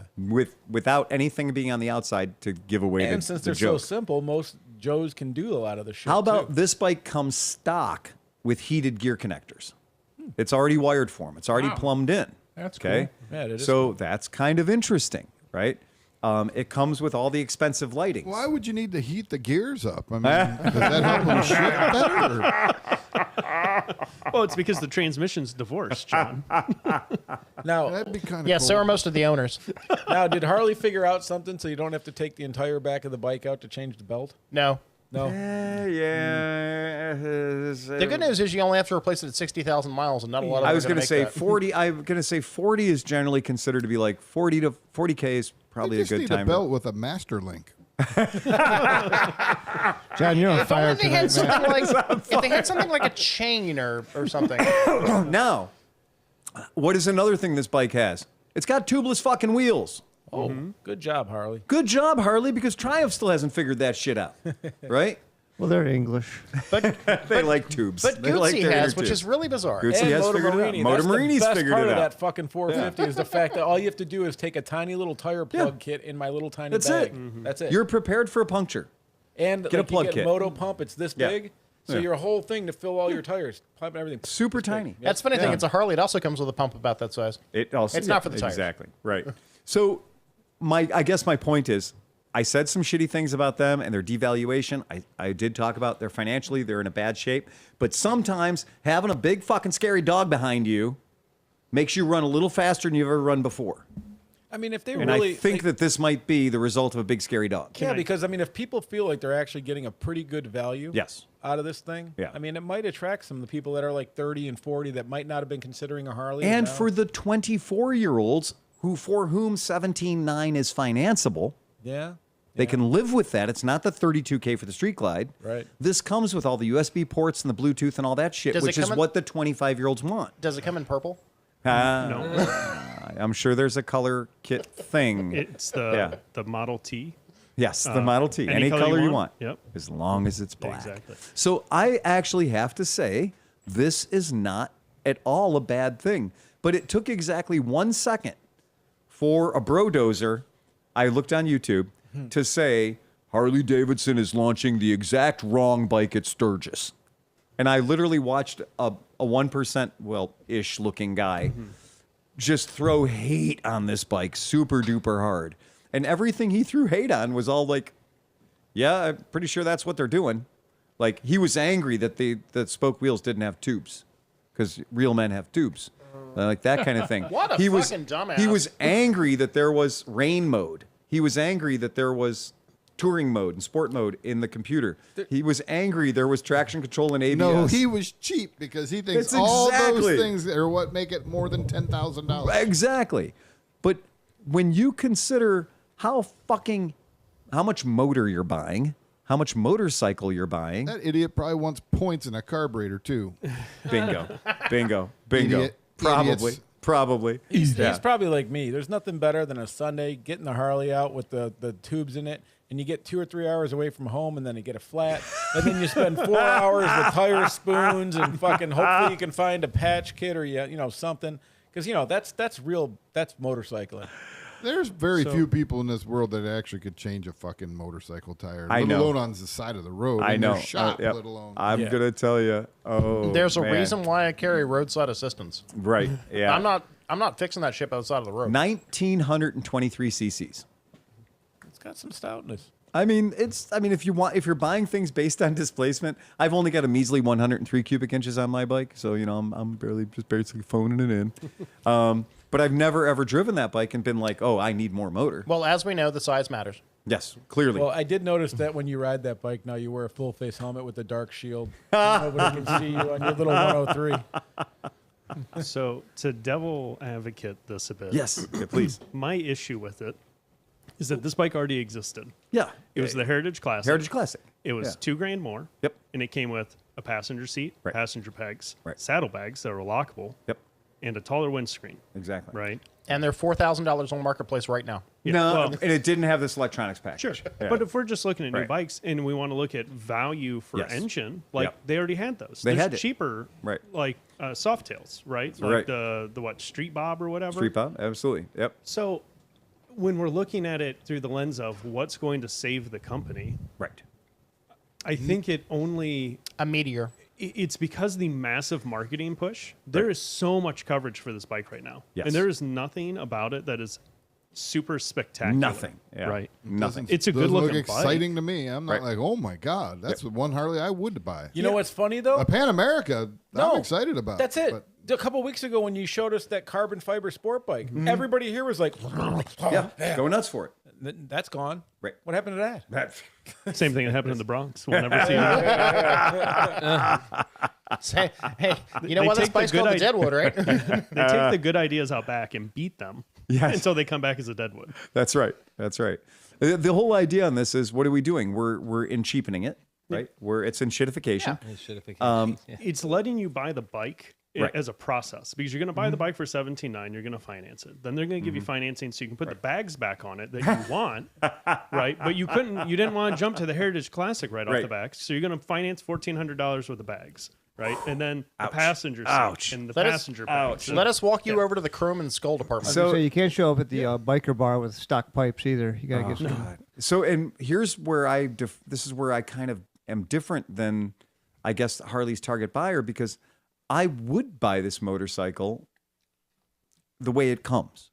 Okay. Can I borrow it from you? And then I would leave it the fuck alone, because I think that they did a really good job on this thing. And I think that it is, if somebody did drop a 5-year-old Heritage Classic in my shop, I would take all the shit off of it until it looked like this. You know, I give him credit. Because this, to me, looks like what I want a post-war Harley Davidson to look like, without a foot clutch, without a hand shifter. Yeah. And it's not going to leak oil, and it's going to get me to work every morning. I mean, if that is your goal, I like I that. do agree. Right? like the but half my dome. issue is like, Yeah. I look at it as a functional purchase. Right. That bike does nothing for me because there's no storage. Exactly. I'm going to put bags on it. And that's why I want a Road Right. King. I mean, Oh, and I would put bags on it, but I would put 30-year-old leather Sure. bags on Yeah. it with studs that I got at Mid-Ohio for $40, because I would want the bags to be beat up, fucked up looking leather bags. And that's what I would want to have on this bike. And I would also sit in the parking lot and throw stones at it. Yeah. You know, because I would want this bike to have a little patina. You know, I actually don't hate it, you know. Yeah. I love the dome on the front wheel to give it Yes. that 1950s. It's yeah, and you're right. It is a cheapened out Heritage Classic. That's exactly right. And if they could market it right where the Triumph Bobber lands, it'd almost be worth it. Yep. And I do like John's saying, I have the Road King, and I like the Road King. I prefer the full size Harley Davidson. But I've ridden a lot of these, and they are great. Like they're nice. I'm taking my 18 grand and buying the R12G/S. Yeah, I'm glad There you you brought that go. up. I meant to Right. remember that for Yep. when we got and here. that's But yeah, 100%. that is exactly where you're going to spend your money. Same price tag. Same exact price tag. Same price tag. Different strokes, different folks. Triumph Bonneville Bobber is $15,000, and I'd Is rather it have the Bobber. really? Yep. The Triumph Bonneville Bobber is $15,000 for a 1200 cc motor. 2026. That's a good bike. I wouldn't. I actually would buy the. I'd spend the extra $2,000 and get the Harley. I would too. I would too. One appeals to me, and one looks like shit. Right. I understand. But to me, I don't care for the aesthetic of the Triumph Bonneville Bobber. I don't like its look. Yeah, does it still have the bobber? gap As soon between as the you say seat bobber, and the- I'm like, yeah, that doesn't. Nah, I don't get down it with took the me a while to gap. come around to it, but I really like that Triumph. bobbers are for knobbers. No, but if you ride it though, if you remember a couple years ago, we Paid rode with that. Yeah, I brought one in. Buy a gold wing. Yeah. Oh, fuck you now. Okay. So that just goes to prove what your taste in motorcycles are. Yeah. Them's fighting words. You don't like Them's gold is wings. fighting words. I'll just let those words speak for themselves. So there's the Triumph Bonneville Bobber. And so if somebody says you're going to spend 15 on this or 17 on that or 16 on this and 18 on that, I'm probably going to spend the 18 on that. That thing looks weird. Yeah, the seat sucks. And I have Actually, they're ridden comfortable. these enough of these to tell you that I do not fucking like this You know what, motorcycle. though? But we rode with this kid a couple years ago that had this bike, but he had beach cruiser bars on it that really? came like around like Oh, really? and it was super fucking comfortable. Like he let me sit on it right around the parking lot. I'm like, this is pretty comfortable. Yeah, this looks is weird. This is a very utility. I mean, this is their 1200 Your motor. bike looks weird, Tom. They use it for everything. I get it. It doesn't look Can like the someone same say- bike they sold in 1937. BMW R18. Yeah, right. Again, you could probably get that for 18 grand. Oh my lord, BMW. Yeah, right. Yeah. I think God. the answer is there are a lot of really nice bikes once you hit about $15,000 to about $25,000 that will do all of the same things and know that bike is not going to save your company. No, and it's There is a ton of competition. I agree with you on that, Tom. Yeah, the BMW starts at 15.4. The BMW R18 base model. Now I don't know who's going to be buying the BMW base model. I'm not even but, sure dealers will But it carry is the base model of 15.4. anything. It is 15.4, and it is an honest 1800 cc engine. They are challenging to the sales department. Yeah. Look at that, no belt. Oh my God! Right there. Yeah. Oh, what of was course, that- though, they did steal that motorcycle. They did steal that seat off a 1992 Honda Yeah. Shadow, or I'm sorry, a Honda Magna. So I love how they took the R1200C a couple of years ago and went, well, that failed. Let's try it again. Yeah, I can see on this bike how they got the price down to 15.3, the mag wheels, right? They definitely said, What's that weird body kit that goes with those though? yeah, you can buy the prototype bagger. body kit, Yeah. right? You can buy the R18. You can make them really sexy. Right. There can be the R18 kit that is like, oh, this is the one that we promised you first. So yeah. last week during Autocross Week, one of the stops that we had to do was this museum in Kentucky, or maybe it was in Tennessee. I don't even know where we were, but it was the ClevelandMoto Museum. I posted he was suffering all the heat stroke. pictures on I saw the pictures, yeah. But Yep. why doesn't BMW? If you can look up a 1931 BMW R2, Oh, we all know this bike. holy fuck, is it So sexy, man? if you I've been- look I've been- at the very first R18 prototype, you're realizing that kind of was where they were headed. Yeah. Yeah, And- because I mean, like the flowing lines and the frame and the way it cradles everything. It's a sexy fucking motorcycle. I've kicked myself repeatedly for not buying an R26 25 years ago. Yeah, the R18 prototype, the one that we all talked about in this podcast and got kind of fucking excited about, is not the bike that we got. And, when the bike looked like this was one of their show bikes. This is, one of the ones that that they dragged around. And It was close, but if you look at that 31 bike, the way Yeah. the frame and the it's crazy. Yeah, it's BMW fucking R2. beautiful, dude. Oh yeah, it's a good looking bike. Oh Yeah. man, They're super cool. That's Yeah. a single. all though, too. the pre-war and during war BMWs are amazing. Yeah, they're beautiful, beautiful bikes. It's almost like they got it right. But again, let you throw that up for the people at home so they can see it. Yeah, I mean so good. they're very, very cool Art Deco, like extraordinarily beautiful German motorcycles. look at that frame, dude, and the gas tank and the blue on the top of it and everything about it, man. Yeah, they're cool. Yeah. They're absolutely cool. Yeah, I they're think really I just neat. realized what I don't like about the Triumph Bobber. It's missing the seat springs. Yes, it is. It is. Yeah, the seat Yeah, is it's a cantilever- hovering it's cantilever out in the spring. world. It's Yeah. You're right. That's what makes it suck. All you got to do is sell a kit of some springs back there. I just never Just got hang on a couple board. springs off of it, yeah. Like I knew it was the gap, but I couldn't put my finger on what Well, 'cause about the gap it has threw me like a off. But it's the seat springs. I think it has like a monoshock, like right. It's a under the monoshock seat. under the, Yeah. you can see it in the picture. And But does the- anyone make like fake seat springs you can glue Yeah, you to get the it from bottom? Amazon. Yeah, you can just buy them from Royal Enfield and stick them on. They'll be They fine. could get the Yeah. guys that make their fake carburetors. Right, and the fake Kickstarter leather too. Yeah, right, because it's got the fake Almaz. So it's got the fake Almaz on it already. So you should be able to just go ahead and have fake seat springs too. And this is one of those things where where Triumph went so hard. Like, we need to fool everyone into thinking this bike's a fucking rigid. Right? Yeah. What can we do to fool people into thinking that this bike is a rigid? And they did. They made a straight line go from the rear axle through the paint of the gas tank. Almost. Yeah. Right? And they did everything with that, the rear fender that's just floating above the tire, so there's no suspension travel gap between the tire and the fender. They did everything they could to make this thing look like a rigid. And then they stuck a seat on from the future. Yeah, you're right. Yeah. And then Yeah. if you took the rear fender off, it's a castration device. Well, yeah, sure. Yeah, I'm not saying you're not. But you could bob that fender very tastefully, move Yeah, that stay yeah. and bob it, even a little more bobby, and it'd look pretty cool if you got that thing just about vertical. If you got that rear fender stay just about vertical and then ditched that seat and get like an old LaPera seat and chuck it on there, it'd look really nice. Yeah. You get an old leather LaPera seat on there and throw it on, it'd look nice. Yeah. But it's just the idea, again. Is this where I want to spend $15,000? No. God, no. Not when there's other Triumphs that are better looking. Yeah, you're right. I agree. Yep. Yep. Yeah, I'm trying to see if there was anything else. But no, I think that's pretty interesting thought experiment. But yeah, they've definitely taken a bunch of stuff off the Heritage Classic to be able to introduce a bike that's affordable. Thank you, Tommy. But yeah, that's wild. The next news item is India. Oh, India. Oh, India. Oh, India. India has got to be having the party of the century right now over at the Bajaj headquarters. Bajaj Mobility AG What the has, fuck was that? I think. Drop my phone. Okay. Settle down. No, I thought something blew up. We got incoming. That was one of our transistors. Yeah, we It was lost one of our tubes. Lost part We of the do I have can a smell lot it. we have a lot of electronics around There's a here. lot of it. There's a lot of electronics You here. just have to survey for the magic smoke. One lithium device, and then we're all done.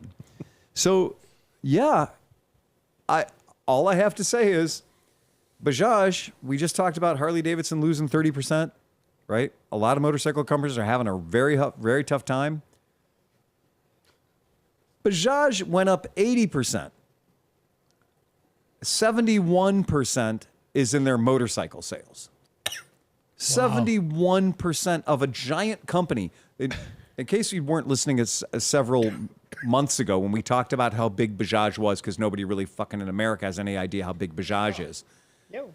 But Bajaj as a company is worth more than the state of California. Well, I'd made that up. It's not true. and they could not be a We better did it very blueprint. convincingly. I know. They couldn't be a better blueprint for Harley if they tried, because you have this company that had this legacy image. They were known for Right. 3 scooters, Yes. essentially, right?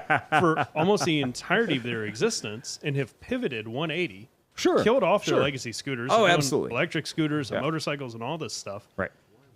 And they managed to make it work. And Harley Absolutely. can't figure out how to pivot.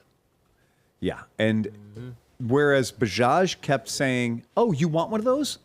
BMW? We'll build that for you. Yep. Oh, you want one of those KTM? We'll build that for you. Oh, you want one of those Vespa? We'll build that for you. Oh, how much of that Vespa LX150 is made by Bajaj? A lot more than you think is. And we can tell which ones they are because of the squeak they make. Right?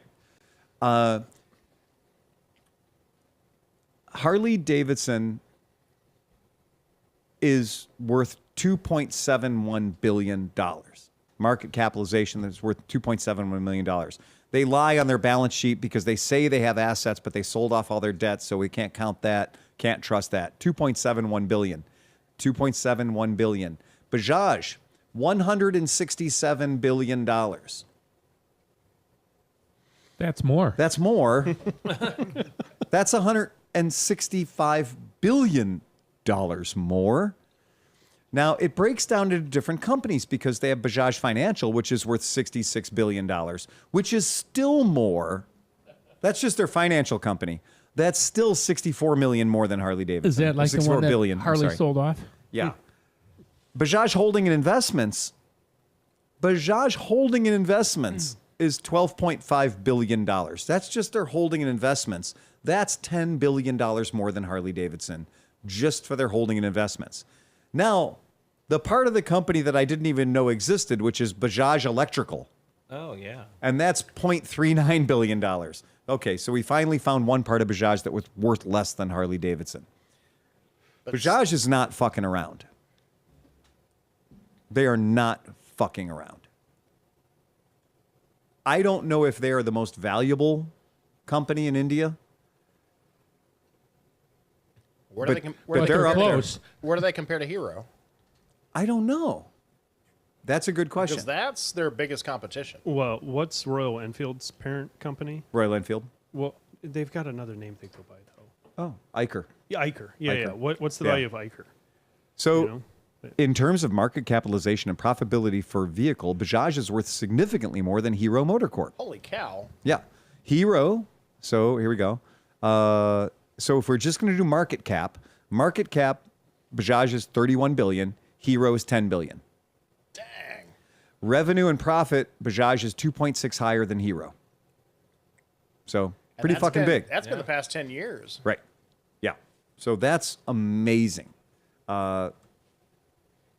That's kind of crazy. Well, we all remember when the son inherited Bajaj, and he killed off the Cheetah and everything else, and everybody went, "What are you, crazy?" Mm-hmm. And he said, "No, we're concentrating on the future." And everybody went, "No, you're nuts." Wow. And then he modernized the business, and now they're building BMWs, and $300 billion later. Jesus Christ. Yeah. Damn. So That's Bajaj Auto is recognized as the most, I'm sorry, I'm going to say this again. Bajaj Auto is recognized as the world's most valuable 2- and 3-wheeler company. Wow. So, Tom, I wonder if that kid just walks around going like this. Oh, exactly. Yeah, right? Everybody said, how can you kill off the Cheetah? That has been a Bajaj since 1940, 1968. Yep. Everybody gets one for their wedding, and he went, "Fuck you." Yeah. That's the best fuck you dad I've heard ever, man. Tired of losing money on this shit. Yeah. So the oil company of India, Reliance Industries Limited, is worth more. It's 17 trillion rupees, right? And then we go to the HDFC Bank. Then we go to Bharti Airtel Limited, whatever that is. The State Bank of India. Tata Consultancy Services Limited, which no, that's not Tata. That's Tata Information, IT. And then Bajaj. So that's it. So that is pretty fucking big. They're bigger than Unilever. So that's saying something. So here's to you, Bajaj. You nailed it, buddy. And we knew you when. Oh, yeah. Yeah, I'm so proud to have you in my shop in 2001. I mean, I got two in the garage right now. Right. Yeah, we knew you when. We knew you when. We knew when you had dirt floors. Oh, God. Oh, yeah. That's 2 months ago. We knew you when sometimes the bikes that you shipped over had somebody's lunch in them. Yeah, we knew you when. But it is crazy how much money they have made and what a fucking recovery they have been for KTM. Because we were talking about KTM going bye-bye under Pierer, right? We were talking about like their finances were untenable by any fucking thing. And isn't it great that you're like, oh, look, we're KTM in the motorcycle industry. We're kind of a big deal. And we're going to make some cheap, affordable bikes that are going to make our profitability go fucking through the roof. Who are we going to have do it for us? Well, who's on time and under budget? Bajaj. Well, we'll have Bajaj build our shitty ones. Oh, fuck. Oh, that's got to hurt. But, like I heard somebody explain this, like with all this manufacturing coming from overseas, everybody always categorizes like an area like India or China, but it's not. Like basically you should be mad at whoever ordered what they're making. Yeah. Because you know what I'm saying? Like the person, like everybody was like, oh, China makes all this shitty stuff. Well, that's because some American here in America ordered that level of shitty stuff to bring in to sell to you, because that same company can also make some pretty fucking fantastic stuff. It's as though you've been listening to Phil on this podcast for the last 10 years. No, what I'm saying, but like that's my point, is that like it just comes up again and again. Because you asked, Matt, I did look it up. Iker is worth 21.5 billion USD. Yeah. So 10 Harleys. 10 Harleys. Yeah. That's got to sting. Yeah, that Himalayan really sucks. That's got to sting. I'm sorry. What was the market share for Harley Davidson in 2019 or 2015? 49. 50 fucking percent, 49.1%. And Iker, Royal Enfield, is 10 times the size of them?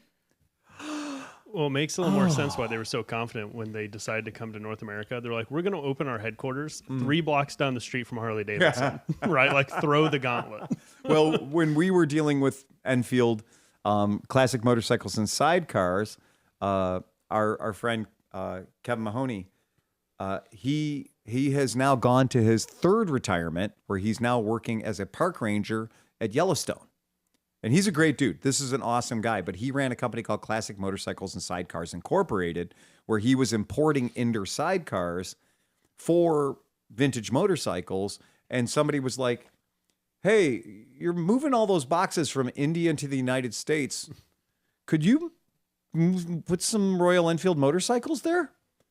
And he was the U.S. distributor for Royal Enfield motorcycles. Our catalogs that we got as Enfield dealers were Classic Motorcycles and Sidecar catalogs. They were fun little books, fit in your pocket, had about 90 pages, and every page was bright, shiny color photographs of all the accessories you could get for your Royal Enfield motorcycle going back to year of our Lord 1955. Fucking cool. And about 60% of those parts fit on your C5, Chris, your modern fuel-injected unit-constructed engine. And they had a fun little code on every product. You'd open up the book, and there'd be the product you wanted to buy. And you'd be like, okay, Springer Solo saddle, vintage-looking 50s Springer Solo saddle. And then there would be like the suits of clubs, the suits of cards. There'd be a club, a spade, a heart, and a diamond. And if it would fit on the old 50s bikes, you'd get a spade. If it fit on the 70s and 80s bikes, you'd get a heart. If it fit on the new UCE bikes, you get a diamond. So on a lot of the parts, you get all 4 suits. You get all four cards there. And so it would be really fun when the customer would get this book. And if you'd order something like a baseball cap from them, they made sure that you always got one of those books. So then you could rip through it on the toilet and be like, okay, the book says that this cool, hot dog tin tool roll holder will fit my bike. It will fit your bike. Oh, I want a pedestrian slicer for my front fender. It will fit your bike, right? I need these handlebars. It will fit your bike. The entire 6 days trials kit to turn your Royal Enfield into the Woodsmaster off-road, torquey 500cc single. Yeah, there's everything you need. And then they would have pictures of the bikes in there that people had built and be like, this is the GT kit. You order these 18 pieces, and if you've got a B5 or a G5, this is everything you need to make your bike into this chrome gas tank, the whole works. That's kind of awesome. It's kind of fucking awesome. Yeah. And that was one of the things that Kevin did. And of course, also in the book were the sidecars. You could have 3 different styles of sidecars. And they were also spec'd out which sidecar fit which bike. It was like Garanimals. It was really hard to fuck it up. So some of the kids did. I mean, we know. There was always the one kid who came in and couldn't match the rhino to the fucking giraffe. So, poor kid. Expensive clothes. Mom couldn't get him to dress right. But I always loved that part about Royal Enfield. What I didn't love about Royal Enfield was that the guy that was running the show here in the United States was trying to have input with a very, very big Indian company who thought that warranty was an American term for stealing money from the manufacturer, right?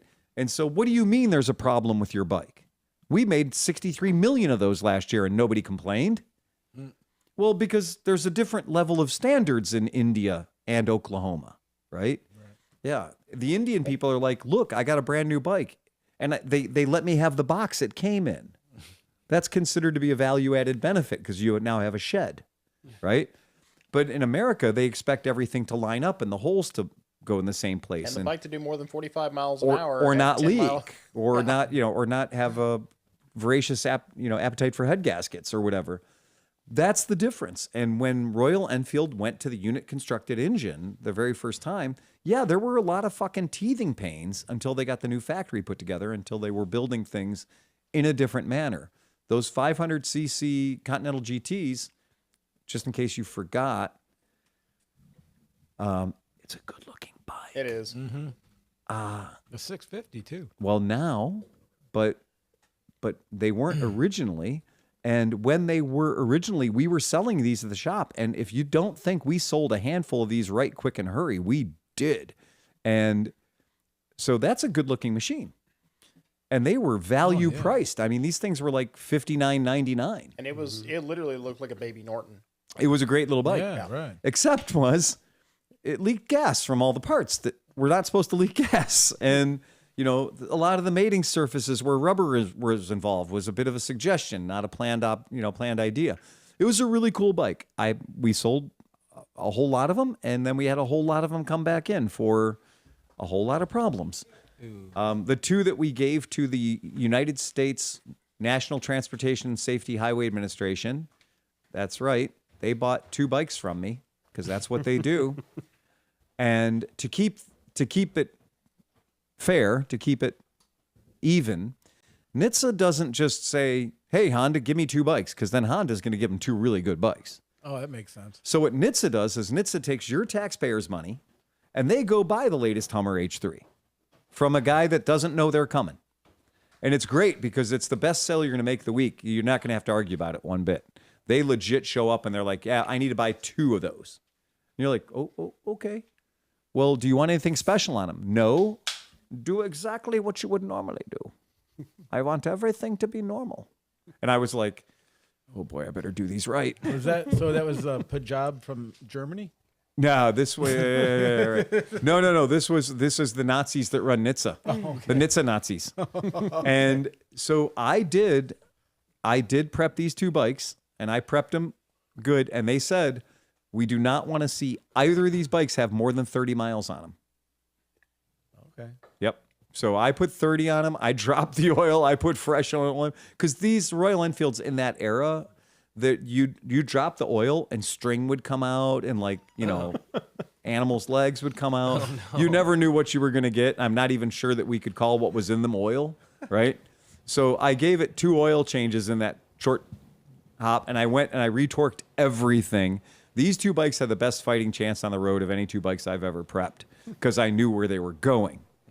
And then they said, I said, well, do you want these delivered? Because you're in Ohio. The testing center is down in Ohio. It's in Marysville. It's the old Honda facility. Yeah. And I was like, I can deliver them. And they were like, you can? We have a truck for this. And I was like, I can deliver them. For $120 a bike, I'll deliver them. And the guy was like, yeah, that's great. That's cool. And I was like, cool. And so I took them, I loaded them in my truck, and I drove down there, and I had to go through a 19-layer security process where they took my phone and they put it in a little Faraday bag, a little Mylar bag, and they put it in their thing. I had to sign my phone in, and then they came out, and they took a brief walk through my truck and made sure I didn't have anything in my truck that would be like a recording or an audio device or anything else. And then I had to get a track safety briefing because the entire facility is inside a giant 3 or 4 mile racetrack because they're taking vehicles up to their highest attainable speed on that track. And they have all kinds of figure 8s and ABS water testing, brake testing. They have a giant spray bath thing that inundates the vehicle with water. Sweet jumps. Oh, it's sweet jumps. There's the 45-degree incline thing. They have to drive the vehicle up, and the parking brake has to hold at a 45-degree incline and they shit. Got the skid pads. And it's all that cool. Shit. Yeah. It's a really neat facility. But when you go in there, you're like, oh, okay, and the light's flashing red at the stop sign, so you stop, and then it's like here, and you're like, I think those were Corvettes, but they're covered in invisibility paint. So it looks like they have moles and shit. And I'm like, that was cool. And then the little light goes green and you drive across the thing, and then you look over and you see some truck you've never seen before climbing an impossibly high hill and then sliding backwards down it. You're like, this is fun. And they've got off-camber shit. It was a neat place to be. I drove them to the motorcycle testing area where I got to go in, and because I'm there, I have my little visitor's pass. I parked my truck way too far away so I could walk through the entire building. And I walked through the entire building, and I saw motorcycles, and I was like, I have no idea what that is. I have no idea. I don't even know what that bike is. And it was a future bike that we eventually might see or might not see. And they were testing them, taking them apart, and putting them back together again. It's pretty cool. What year was this? This would have been whatever year that Enfield Continental GT launched in. So maybe 2013, 12 or something like that. It's crazy when you start to learn about some of these testing facilities. It was and cool. See some of the stuff.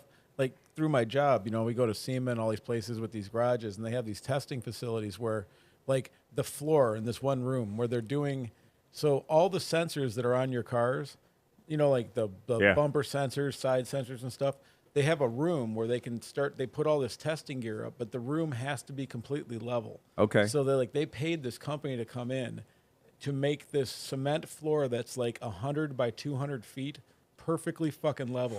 Like, you can take the guy was Listen, like, here. Morty, you can't handle this level. Yeah, like, dude, he hands you a marble and you drop it and it just goes. And it just drops It doesn't do anything. It's like, what the fuck, man?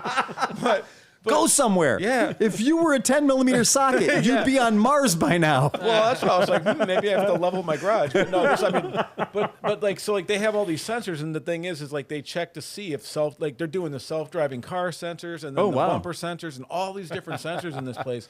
And like, you realize how much and this is all going on, and we don't know about any of this testing, And then they have every single car there, every new car they're testing, like with hundreds of gases against the exhaust. So they can tell exactly what's going on with the exhaust, but they have to have the actual gas. So you go to a room and then there's 100 fucking tanks of gas.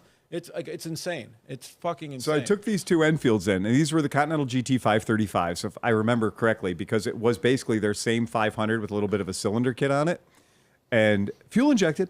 This was good, and it came with Pirelli Sport Demons on it, which was amazing, shocking, right? $59.99. 29 actual Indian horsepowers, right? And I took it in and I dropped it off, and within 5 days I got a phone call from the testing center that said, can you come back down and pick these up? I believe we have a fitment issue. And I went, what's that? A fitment issue? He goes, they're just, all the gas just fell out of both of the bikes. Oh. And I said, really? And he goes, Phil, I'm not lying to you. I'm not. He goes, both bikes were completely watertight for 5 days.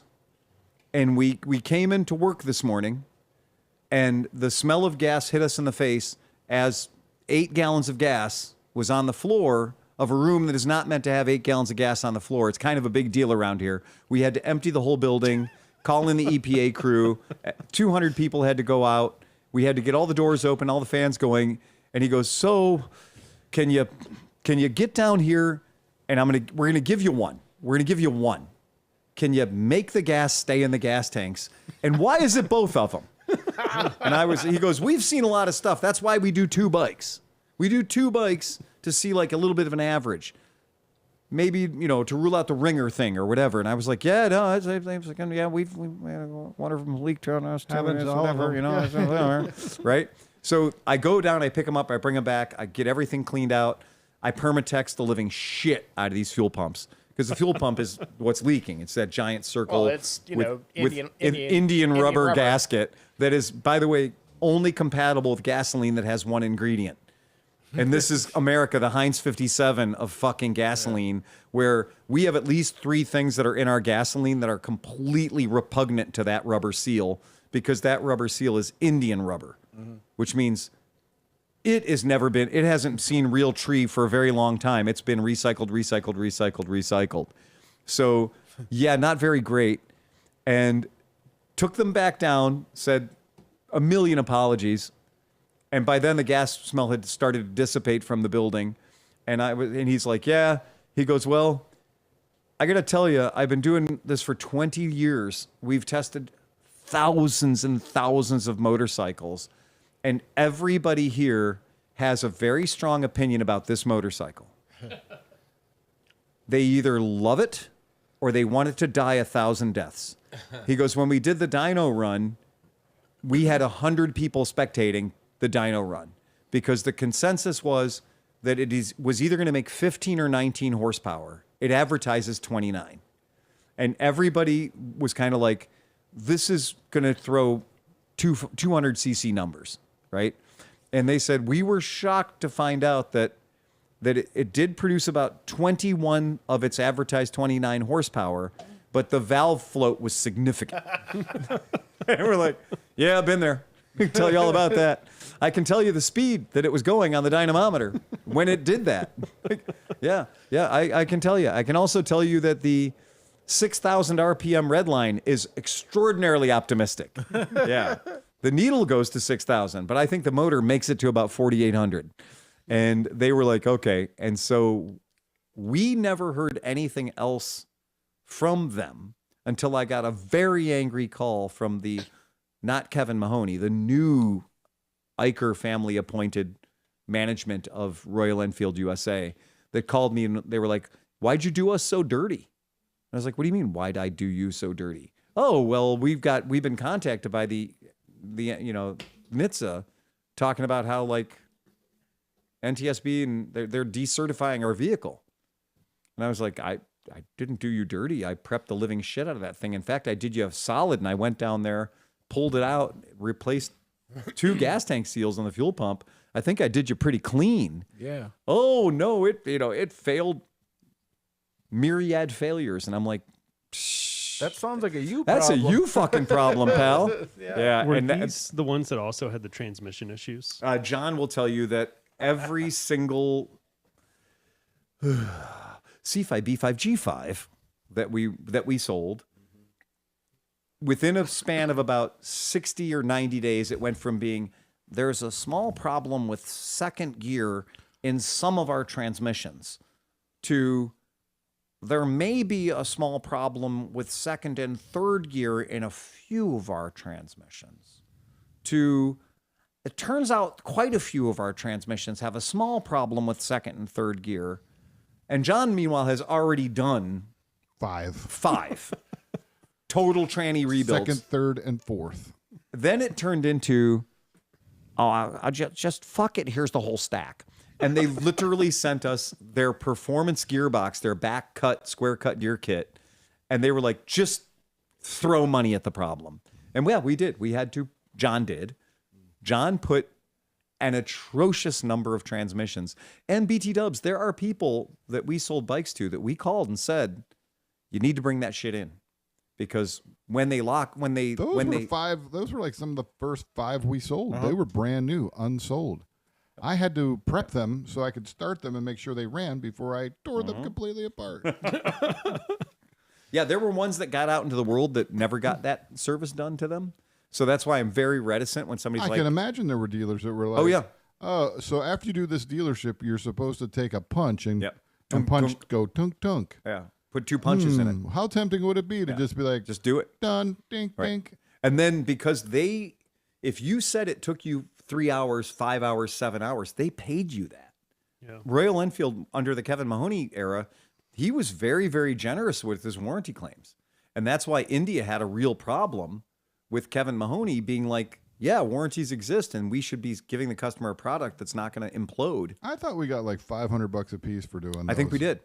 But it took me less than 2. You had it down to a science. Yeah, you were knocking those fuckers out, man. It was pretty cool. We did make money on that for sure. Oh, sorry, Kevin, if you're out there and you heard that. We can still be friends. I just found a yellow Continental GT that's never been removed from the box, and the guy thinks it's worth $7,500. Oh, this is. I mean, I'm not joking when I tell you that they were $49. They started out at $59.99. We bought 2 of the yellow ones at the end. That was the last 2 that we got, and they had discounted them to $49.99 to try and make them disappear. And we did finally got rid of them and became no longer a dealer because that all the C5s were pretty great. They did all right. unless you tried to go 80 miles an hour. If you tried to go 80 miles an hour, then they got expensive. Which I always said they just needed a restrictor. Sprockets. Yeah. They were geared too low. Yeah. I mean, they were meant to be a tractor. Like, if you put a little bit different gearing, a set of chain and sprockets, it probably would have cruised a lot. Every single person that got a Continental GT looked at it and said, Cafe Racer, because it is a Cafe Racer. And so they looked at it and said, Cafe Racer. And then they said, well, how fast does it go? As fast as it can. Which is never the right answer for a Royal Enfield engine. Not doing the ton. Right. You don't. Oh my God. That was the big thing, was like, will it do the ton? It's a 500. It's a 500. It's a 535, in fact, or a 525. It's 535. It should be able to do the ton. And I'm like, this is Royal Enfield, dude. Don't do that. With a steep enough hill, it'll do it once. Yeah, it'll do it one time. If you lose it off a trailer doing 120. Yeah. We had a guy bring. What did they look like again? I kind of remember. You don't remember? Oh, I'll bring another picture up just so you can see it. All right. Maybe everybody would like to see that. Yeah. But they had the there you red go. one. Go ahead and pull it up. They're beautiful. Yeah. They're beautiful bikes. Yeah. They're very sexy. They're very pretty. So they're cool. what other engine would fit in there? So if you can find one for like $500, well, throw but- like an XS okay. 650 in there or something? Yeah, maybe. I mean, they did You would actually just ride that and change. I'm telling they you. changing used the gearing. word featherbed. They licensed the company that made the featherbed, Harris or whoever the fuck it was, is the same company that made these frames. These frames legally got to say the word featherbed. Well, yeah, wasn't Harris involved with the development of that bike? Absolutely. Yeah. Absolutely. I mean, there's some real prestige there. There's some real integrity there. What there isn't there is seals that seal. That bike could have had first gear be 1-to-1, Yeah. and then everything else be an overdrive. So let me ask you this though. Okay, so if the frame and everything's pretty cool, Yeah. If I've Right. ordered some things off Alibaba Sure. before. You can get a 500cc motor that probably has 30 horsepower now for like $700.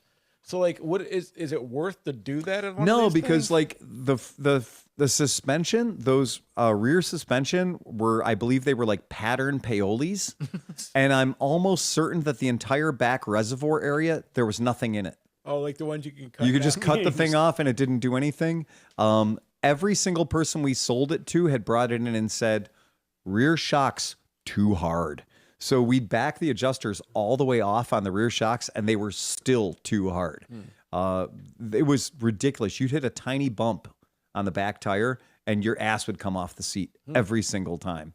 Ergos were not great. Yeah. And if you went 80 miles an hour, your likelihood of losing the head gasket was astronomically high. Yeah. It was really, really bad. And keeping in mind, 500 cc's, 29 horsepower. Yeah. Yeah. I mean, leather's only good for leather head gaskets.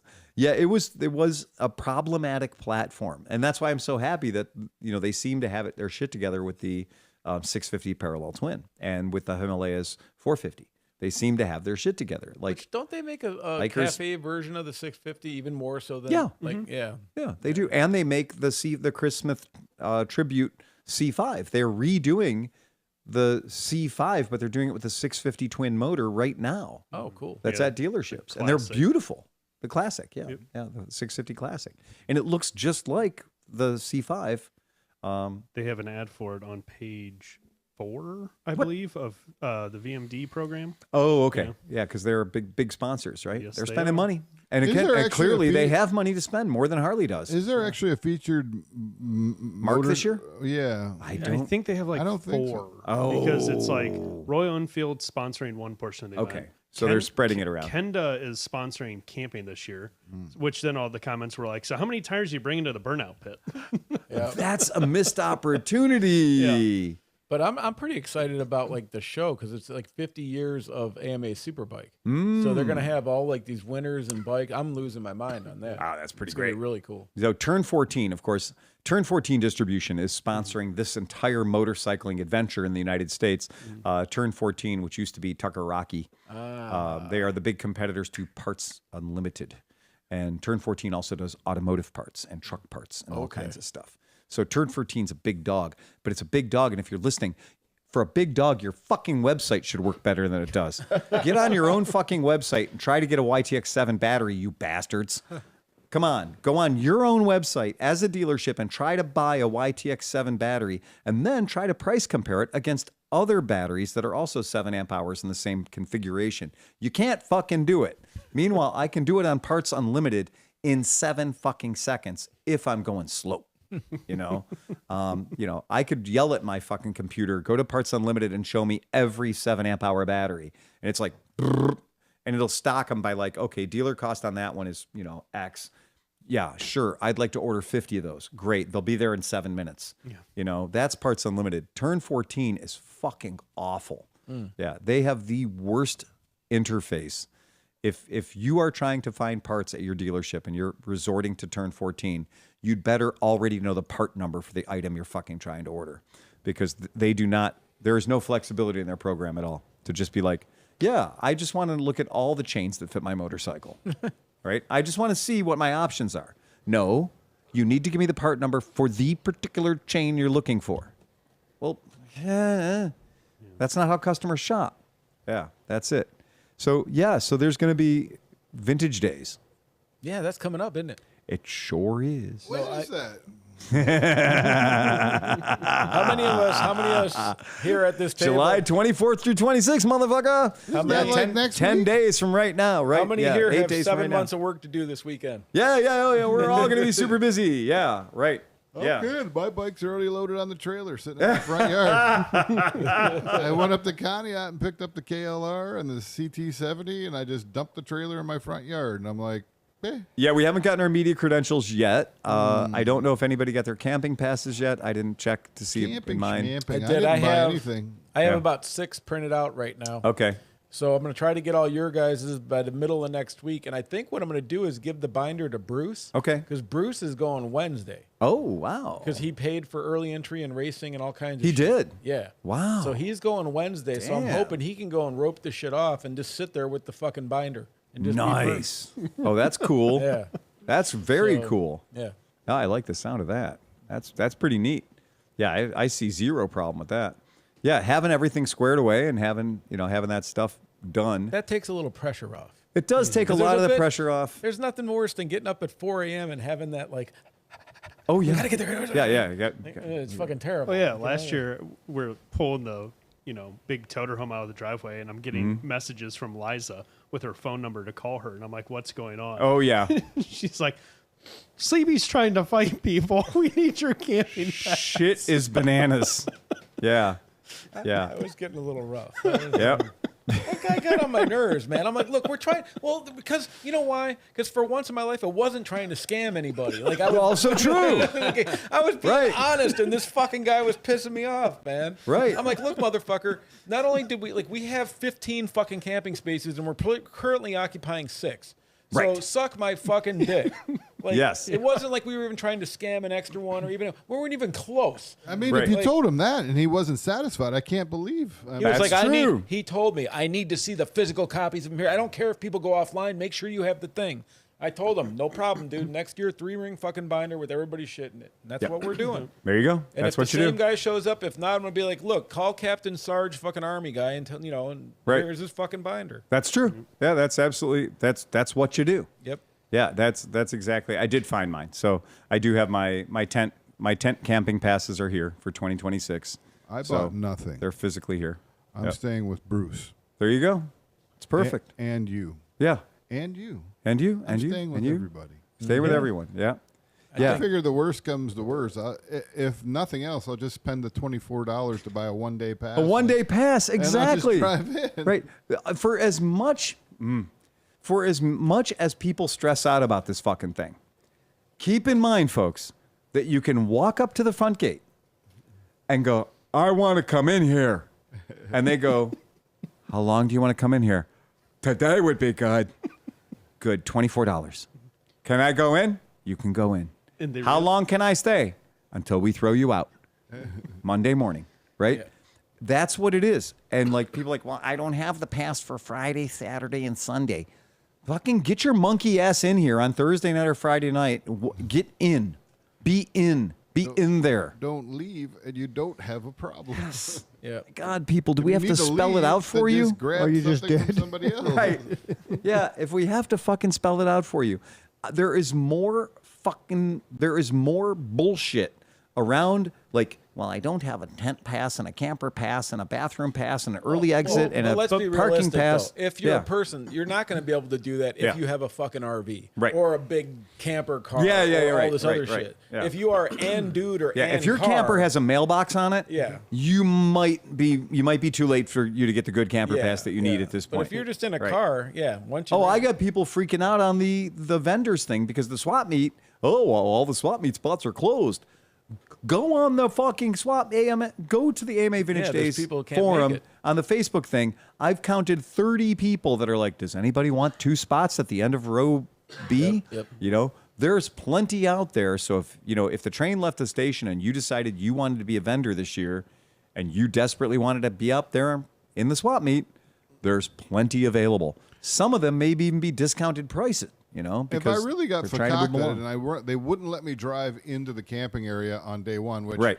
after day one, like, It's you madness. can just drive in and out Yeah. like that. But I would just park over in the Yes. fucking overflow parking, unload one of my bikes, Right. ride over there, hang out for a while until I figured out how to bring my car over at dark 30 or something. Exactly. And I'm going to remind you, I'm going to read this again for our podcast listeners out Grab there. any one of the camping passes that will be in that. Are you binder. ready? Yeah. A tent. You know what a tent is, guys, right? It's the thing you pitch in the morning. That's right. So a tent camping rules. Tent and RV camping rules. Maximum 1 motorhome RV, and that's the plus symbol, 2 portable units or 3 portable units total, which means 3 pop-ups. Means 3 pop-up campers. If it says Coleman on the side and it gets taller, that's 3 portable units total. Portable units include tents, vehicle, pop-up, etc. Yeah. Okay. 3. so that means if you got 3. a car and your tent, that's 2. So Well, if you but you could have drive your car if over you to have the a general car parking. and you have a trailer, a utility trailer, and you have a 10 by 10 pop-up, that's 3 portable units Gotcha. per spot. Plus a motorhome. Okay. And a motorhome. 1 vehicle per site. 1 vehicle per site. So in your tent camping area, you get a vehicle. You're supposed to maintain a 5-foot spacing between all units. Okay, great. No problem. RV pass is required for all self-contained units. If your unit's not self-contained, if it's a trailer, it's dragging behind your car, again, that is a portable unit. This is not difficult. This is really, really easy. And it's kind of hard to fuck it up, I hate to say, but people will stress themselves to the moon on this. And it's because security's so heavy-handed on Thursday. It's because they're trying so desperately to make that shit work. So, and like they were on a thing today talking. Right. And like people were bitching about stuff like they usually Throw this up and stuff. on the screen. And they have events right up until fucking like Tuesday of that week. Because I was like, why can't you let people in Tuesday and Wednesday just to Because they're literally cleaning up from the event they had the other day. Right. This is what you have. If you have a tent pass, it'll look like this. This is what it looks like. It says tent camping pass directly on it. If you have one that says an RV camping pass on it, it will look just like this. So that's what you should be holding in your hands. They have numbers on the bottom of them, which is what we learned last year. This particular one has a number on the bottom, and it says display it on the campsite. In perfect world, there's a 4x4 post standing there that has a left number and a right number, 768 and 769. And then that is the area where you're supposed to affix your displayed on the campsite, this thing, this pass, so that when, Johnny Security Kid rolls up in the golf cart, he goes, oh, there's the pass, there's another pass, and there's another pass. Well, what did you just claim all these spots? No. Harry was there an hour ago. He went to go take a shit. Mark was there on that one an hour ago. He went to go get dinner. Becky was there, 2 hours ago. Even at that, Okay, Our things are there. This is pass number one. Right. This is Paid that. for it. These are all bought and paid Exactly. for. And I'm the first guy Because to they're show like, up, and you I can't take them out. save spots. And I'm like, you're not saving They're spots. not saving spots. These were bought. They're spots. bought and Like, paid for spots. Yeah. They have the signage there. His clarification Yeah. was, I need to have the passes in your hand Bingo. if you're going to be talking to me. Correct. And right. so, because remember, we were trying to get people to text I us know. their passes. And they're like, no. He's like, no, because they're No. not here. They're You're not saving here. a spot. Right. So I figure if we show up with the passes, we're not saving spots. We have the passes. No. Do you want me to nail each one to a thing? Yeah. Cool. We can do that. But I have them Right. in a binder too. We can take them. They're in the binder, and we can Right. take a staple gun and we can sap Yeah. the whole way down. It's just gonna save and they're us- gonna play the game of like, well, then where is he? Right. Well, he was here. Yeah, he got Right. he ate the lettuce. He's Right. fucking in the shitter. Don't eat the lettuce. I know you're tempted to eat a bag salad, guys. I know. It's not worth it. Yeah. Do not. If cook it. you're within Just the cook it. sound of my Boil voice, your lettuce. if you're within the sound of my voice, do not get the lettuce at Taco Bell. No. Do not eat bag salads. Apparently, this is not the poo you want to have. No. Apparently, this is the one that you want to avoid at all Dude, costs. they're saying it lasts up to 4 weeks. Like they're having. Oh to get, wait. I saw a couple months potential. Whoa. Oh, it's I not- can't handle Imodium ID or AD No. for all of Bandcamp. No, they're saying that some people after 4 to 5 weeks have to be hooked to IVs just so they can shit their brains out with IVs hooked up to them. Oh, I can't handle that. No. I got to make it clean through Mid Ohio. No, we got to get through. I'm only eating pizzas from now until the end of Mid We're Ohio. leaving the country in less than 30 days. I or know something. all So of the we- above. Yeah. Okay, I'm only going to eat pizzas from now until forever. I know. I'm gonna really Because have to anything that goes through a pizza oven is dead. Well, as long as you cook anything, you're fine. Right. So boil your lettuce. Not like You some know, boiled everything- iceberg. Yeah. Yeah. Yes. I got a whole bag of spinach I'm throwing away. I got a bag of baby leaf spinach. I trust Aldi. No, I'm throwing it away. we threw everything throwing away, it away. a week ago. As No. soon as I heard about that, I was like, No, we're not I mean doing I've been a bachelor for the past 2 weeks because Merritt's in California, but like I have been eating pizzas like Yeah, every you're safe. You're 3 good. nights a week. Brand Yeah, new you're good. thing of baby spinach and arugula, right in the garbage. throw it away. Yeah. Don't do it. Don't risk it. Don't have the creepy crawlies. Don't have explosive diarrhea for AMA Vintage Days, You don't guys. need any more than you already got. But I was freaking out a little bit because I found a sale on cherries and I ate all these cherries and I kind of forgot that cherries are basically prunes. So when I got home, I was having an issue and I'm like, fuck, I got the bug. I'm like, I know it. I know I got the fucking bug. Uh-oh. But then everything was cool. It ended. What if you just soak them in vinegar? Vinegar kills a lot of stuff. Like I'm telling you, man. douche them. I'm just. Try it. Let us know. We'll let come us. visit you in the porta Hey, john. look, okay, you're absolutely right because I was like, okay, AMA Vintage Days, we do not want to be sick for that. No. Because Wait. the bathroom situations But are not good. Didn't you just eat the salad? Yeah, I ate over the. No, I didn't eat the salad. I ate the crudité. Can you imagine? Can you imagine I if ate there's the- an the outbreak fruit- the at Mid vegetables. Ohio and it's just overflowing I with ate the salad. diarrhea? Just fucking. You mean more than it normally is? Do you? Still have that Okay. picture. Yes, John. I gotta find that. Describe the situation to our podcast listeners. Only to be that guy who obviously stood on top of the porta potty seat, squatted down and took a shit that was 6 inches above the level of the seat, took off his Harley Davidson do-rag, wiped his ass, and tapped it off like a cherry. Oh, it's disgusting. The Porta-John, the fact A mountain of that shit a Porta-John rising out was of the toilet. over the seat. The poo Also- was over the seat. Also, you look and you're like, that dude needs to go to a doctor. There's sometimes a turd that you're like, that came out. You of can a look at the fucking layers human? from 3 days. It's light brown, dark brown. Like each meal is laid out in strata. And this is what we do. We can tell you guys as QC, as quality control engineers for AMA Vintage Days, we can tell you that in 20 years, we've seen it go from within sight of our campsite, 6 Porta-Johns. Within sight of our campsite, 6 Porta-Johns. And now it is within sight of our campsite, 2 Porta-Johns. Yeah. Ish. Now there's more people, a hell of a lot more people, record attendance, year upon year upon year upon year. We're responsible for a lot of that. Give us 4 more Porta-Johns. You need to bring your own unit in. Yes. Yeah. Not joking. It's not a bad idea. That's why some people have bought RVs, and that's why some people have trailers, because that's nice to have your own shitter Right. and your own shower. Yeah. Cleveland Moto will be bringing a post-hole auger. I mean, For your everlasting we're brown just going to do stopper. some land application. So Bruce is getting in Wednesday? See, that's where the money's going, is for the outhouse. I was cleaning out my mom's house. Remember? I think Bruce is out there listening. I'm not getting. She has one of those like toilet extenders. Yeah. But I'm thinking if you just put that on the ground, that gives you a nice little pocket. Oh, it's drop one. They're perfect and they're free, right? So I mean, everybody's giving away one of those things. It's got the handles. Yeah. It's got a 3-inch riser. That's what I'm saying. Right? We just make a little cesspool. Yeah. Just put a 5-gallon Home Depot. Bring the 12-inch post hole logger, and that's it. Put a little chemical down in there. Pour a little chemical down in there. That's it. I can shit on an MRE box like a pro. Yeah. You had to do it in a tank. No, you don't shit in the tank, man. Don't you read the fucking rules? There's a rule, man. Nobody ever shits in the tank. What if you were like on a mission? You hang off you take a 7-foot altitude poo. You hang on the bustle rack, you put your feet on the hole, you grab the bustle rack, and you hang too. Next week on Scat Talk. It's just how you do it, man.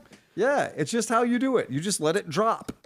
That's it. Or you do the MRE box trick. Just got to watch the elevation. The MRE box trick works great. It's fantastic. It's probably the greatest thing in the world. And then you just burn everything. You just light it up and run away. We need to see if when Bruce is there Wednesday night, if security dissipates, if he can relocate a few porta-johns. Yeah. But I mean, we got to relocate him from far away. We got to relocate them from like way far away so they don't even miss them. We need to relocate them because they're kind of on skids. They're kind of on like 4x4 slightly beveled edged skids. So you need a high torque, low rope so situation. What you're saying is no side-by-sides, but skid steers might be available. Or an international cadet. Or an international cadet would probably tug a porta-john.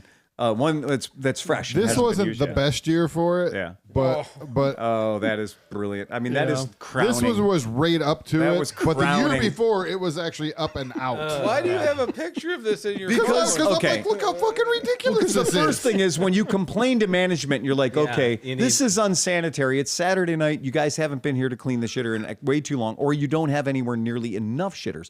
There has to be a mathematical formula somewhere for how many shitters you need for how many people are in the campgrounds. Do we know anybody at AMA?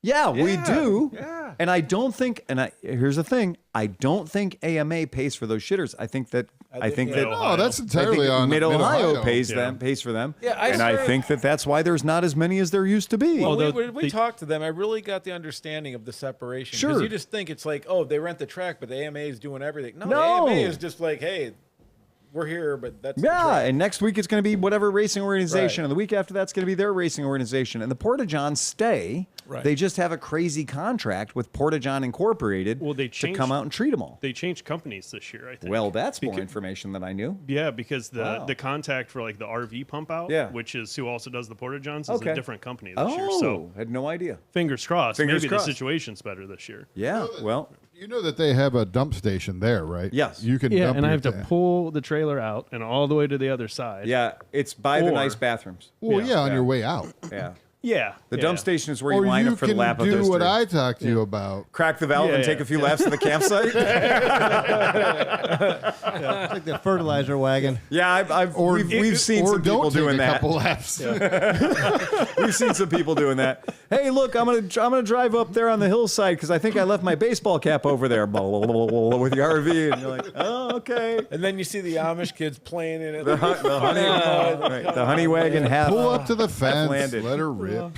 Yeah. So anyway, that's that. So yeah, get your shit together for AMA Vintage There'll be an Days. extra green spot on the satellite image next year. Oh, it'll be super, super green after we're done. Yeah, that's it. Not to jinx us, but did you see the weather forecast? Don't even talk. Okay. How much smoke is going to be around? Right, because the wildfires aren't out yet. We're supposed to get thunderstorms this weekend. That should help all that. That would. Yeah. Although, here's something to think about. If you keep shit outside, cars or motorcycles or things like that, that can cause a bit of acidity. Yeah. So if it rains and there's that much smoke in there and your shit's just sitting outside, you're going to get something. You may want to give it a rinse. Yeah. If it has to live outside, you may want to rinse yourself. Yep. I've got bad news. We have acid rain regardless. Oh, yeah, exactly. No, I know, but I mean, this could be like in 2 days. Yeah, it could fuck your shit up. Yeah. It could be really super acidic. That's it. Anybody else got anything? Chris got a joke? No jokes. What the fuck? He's not funny anymore. No. Can't rely on him being funny anymore. All right. That's it, guys. Go ahead. What do you got, Sleepy? I got one. You got a joke? No? Yeah, so Mickey was going to get divorced from Minnie, and he was at the lawyer, and he's talking to him, and he's like, hey, man, you can't divorce your wife because she's silly. He said, I didn't say she was silly. I said she was fucking goofy. On that, folks, remember to ride fast and take chances. Play us out of here, Johnny Mac. Bum, bum, bum, bum, bum, bum, bum, bum, bum, bum, bum, bum.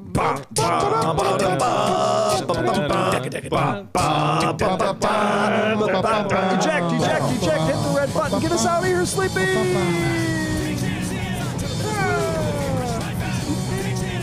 Oh boy.